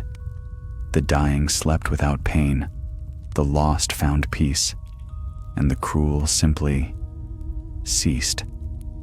In Pentos, a merchant swore that a stranger with eyes of moonlight stood beside his father's deathbed and whispered his true name, granting him a smile before the end. In Lys, a courtesan claimed that a pale woman touched her cheek and took her fever away, but left a tear on her pillow that never dried. Some called them servants of the Red God. Others whispered they were ghosts of the Faceless men, freed from their house. But sailors who had seen Braavos in the old days spoke differently. They said death itself had learned kindness, and that the old god had found new faces to wear. It was in Old Town that their legend returned to life. The citadel had grown restless again. Rumors of dragons flying over the narrow sea reached even its marble halls. Archmaesters debated prophecy and flame, while novices whispered of sorcery rekindled. The maesters, ever hungry for truth, reopened vaults that had been sealed since Marwyn's day, vaults that spoke of forbidden arts, of glass candles, and of death made flesh. One night, a light appeared in the lower library, not fire, but a glow soft as starlight. The guards found no torch, only 2 strangers standing beside the oldest of the Valyrian texts. The first was a woman, cloaked in gray, her eyes deep as the sea before dawn. The second was a man whose gaze shone faintly gold. When the guards demanded their names, the man smiled and said, "Names are for the living." Then, Before steel could be drawn, the torches went dark. When light returned, the strangers were gone. But the scrolls they had touched, those that spoke of shadow and soul, were blank. Every word erased, every rune gone. From that night on, no Meister dared light the glass candles again. In Braavos, the kindly man had long since taken to walking the halls alone. His steps were slow, his hair white as snow, his voice seldom heard. Yet one morning, as the dawn crept pale through the high windows, a novice found him kneeling beside the pool. He was smiling. In his open hand lay a coin. It bore two faces once more, one smiling, one weeping, and when the novice blinked, they changed places. He ran to fetch the others, but when they returned, the kindly man was gone. Only the coin remained, gleaming faintly in the black water. From that day, the house changed again. The priests began to speak not only of death, but of release. Those who came seeking the gift found no poison in their cups, no knife at their throats. Instead, they were asked a single question: "Do you wish to be forgotten?" Some said yes and were never seen again. Others said no and were sent back into the streets, healed but marked with a faint trace of frost upon their skin. The order no longer took new faces, it returned them. Those who served within found the god's presence softer now, as if the endless whisper of the dead had been quieted at last. The pool no longer demanded sacrifice. It offered reflection. And when the wind blew from the west, carrying the salt of the sea, some claimed they could hear two voices murmuring together just below the surface, one soft as the tide, the other warm as sunlight on water. Years passed, and the world beyond Braavos forgot. New kings rose and fell. Dragons returned to the skies. The tales of the Faceless men faded into myth, their house becoming one more mystery of the ancient world. But among the sailors who crossed the narrow sea, the story endured. They spoke of a small island lost in fog between Braavos and Lys, where no ship dared anchor. At night, lights shone there, one pale blue, one gold, weaving together like stars upon the water. They said that those who drifted too close heard laughter, faint but kind, and voices speaking in the old tongue of Braavos. No storm ever touched that place, and no gull dared circle above it. Once, a dying captain claimed to have seen them, two figures walking hand in hand along the shore, their footprints vanishing as the tide rolled in. He said they turned to look at him, and though their faces were hidden, he felt no fear, only peace. He died with a smile. So the world moved on. The god of many faces had found its rest, and those who once served it learned that death's truest mercy lay not in taking life, but in releasing its hold. And yet, when the moon was full and the sea lay calm, some still swore they heard a whisper carried on the wind. Not a prayer, not a curse, but something between both. Valar Morgulis, it said. Then, softly, a reply. Valar Dohaeris. And the waves, eternal and unending, bore the words away into the deep, to the place where all faces sleep, and where two souls, bound by mercy and memory, walked forever through the quiet light. The sea remembers everything. It remembers the blood of the drowned, the salt tears of widows, the whispers of men who pray for mercy as they sink beneath the waves. It keeps those voices close, cradled in its dark heart, and carries them until the end of all tides. And in the slow turning of years, when storms pass and the water lies still as glass, it sometimes gives a voice back. So it was, long after the tales of Braavos had faded into myth, that the sea began to whisper again. The world had changed.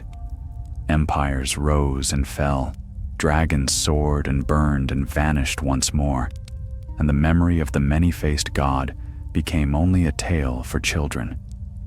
Yet sailors still spoke of strange lights in the fog between Bravos and Lees, and of a calm that settled on those who heard laughter echoing across the waves. Some said it was a haunting, others said it was a blessing, but all agreed on one thing: wherever the lights shone, death came gently. On a misted morning, a ship from the arbor drifted through still waters. The crew whispered of ill luck. Their captain, a superstitious man, muttered prayers to a dozen gods. When the fog thickened, they saw the lights, 2 faint glimmers upon the water, one gold, one blue, moving side by side like twin stars. A hush fell. Then a voice rose from the mist. It was soft, neither man's nor woman's, neither old nor young. "Do you fear death?" The sailors crossed themselves, some dropping to their knees. "We mean no harm," the captain cried. "We are honest men." The voice was calm, kind almost. "Then you have nothing to fear. Death is only the last face one wears." The lights drew nearer, and the fog parted for a heartbeat. 2 figures stood upon the waves, walking as though upon solid ground. Their cloaks trailed behind them, blending with the mist, and their eyes glowed faintly in the pale light. One was a woman, dark-haired and still. The other, a man with golden eyes like dawn upon water. The sailors could not move.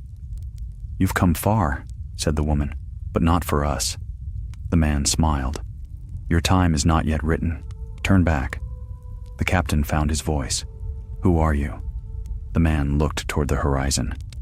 "No one." The fog closed again, and when it cleared, the lights were gone. The sailors said nothing for the rest of the voyage, but when they reached the arbor, they found that a fever which had swept the harbor for months had vanished. No one could say why. In Bravos, time wore the house of black and white down to memory. The doors still stood, but the halls within were empty. The pool remained, but its water was shallow now, no deeper than a man's hand. Children crept inside on dares, tossing stones into it for luck. They said the pool whispered if you listened long enough, but never cruelly. Once, a young girl came to the house. Her mother was dying, and none could save her. The girl knelt before the pool and begged for mercy. No priest answered, no god stirred. But when she lifted her head, she found a coin lying beside the water, an old, smooth circle of metal worn by time. On one side, a face smiled. On the other, it wept. She took it home. Her mother died that night, peaceful, her hand closed around the coin. And when the girl awoke at dawn, the coin was gone. In its place lay a single drop of clear water, warm as a tear. The girl grew into a woman, and though she forgot much else, she never forgot that night. When she told her own children of the gods, she always ended her tale with these words: "There are many faces of death, my loves, but if you meet the kind ones, you need not fear." Far across the world, in the shadow of the ruins of Valyria, a lone traveler walked the broken causeways. His cloak was gray with ash, his boots worn to leather scraps, but his step was sure. He came to a shattered tower half swallowed by the sea and knelt before its blackened stones. "This was where it began," he murmured. The air shimmered beside him, and a woman's voice answered, light as wind through reeds. "And where it ends?" He smiled. "Are you certain it ever ends?" "No," she said, "but perhaps it changes." The traveler looked out over the gray sea. "So much of the world forgets. Perhaps that is mercy. Or perhaps it is death's way of resting." He turned to her. A shadow more than flesh, her face hidden by light. "You've followed me a long way," he said. "I always did." They stood together at the edge of the world, where waves crashed against ruins older than men's tongues, The wind smelled of salt and fire. At last he said, "Do you remember what he taught us?" She tilted her head. "Which lesson?" That death was not the end. Her laughter was soft, almost wistful. "And yet we spent so long trying to end it." He reached for her hand. Their fingers met, cold, then warm. "Perhaps this time," he said, "we can simply let it be." She nodded. "Yes, let it be." And so they walked into the surf, where water met stone, until the waves closed around them. The sea took them quietly, as it takes all things, but no trace of sorrow lingered in its wake. Years later, fishermen from Volantis spoke of strange tides near the smoking sea. Some swore they saw a small island there, hidden one day and gone the next. They said the air above it shimmered with a light not of sun or moon, and the sea around it was always calm. None who landed stayed long. The water there was warm, the sand white, and at its heart stood two statues, a man and a woman, carved from the black stone of Valyria. Their hands were joined, their faces serene. One smiled, the other wept. No name was carved upon the base, only an inscription written in letters so ancient few could read them.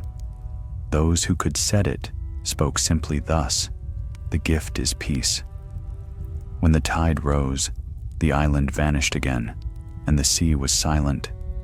But on quiet nights, when the stars burned low and the winds were still, sailors who drifted near claimed they heard laughter, soft, human, kind, rising faintly from beneath the waves.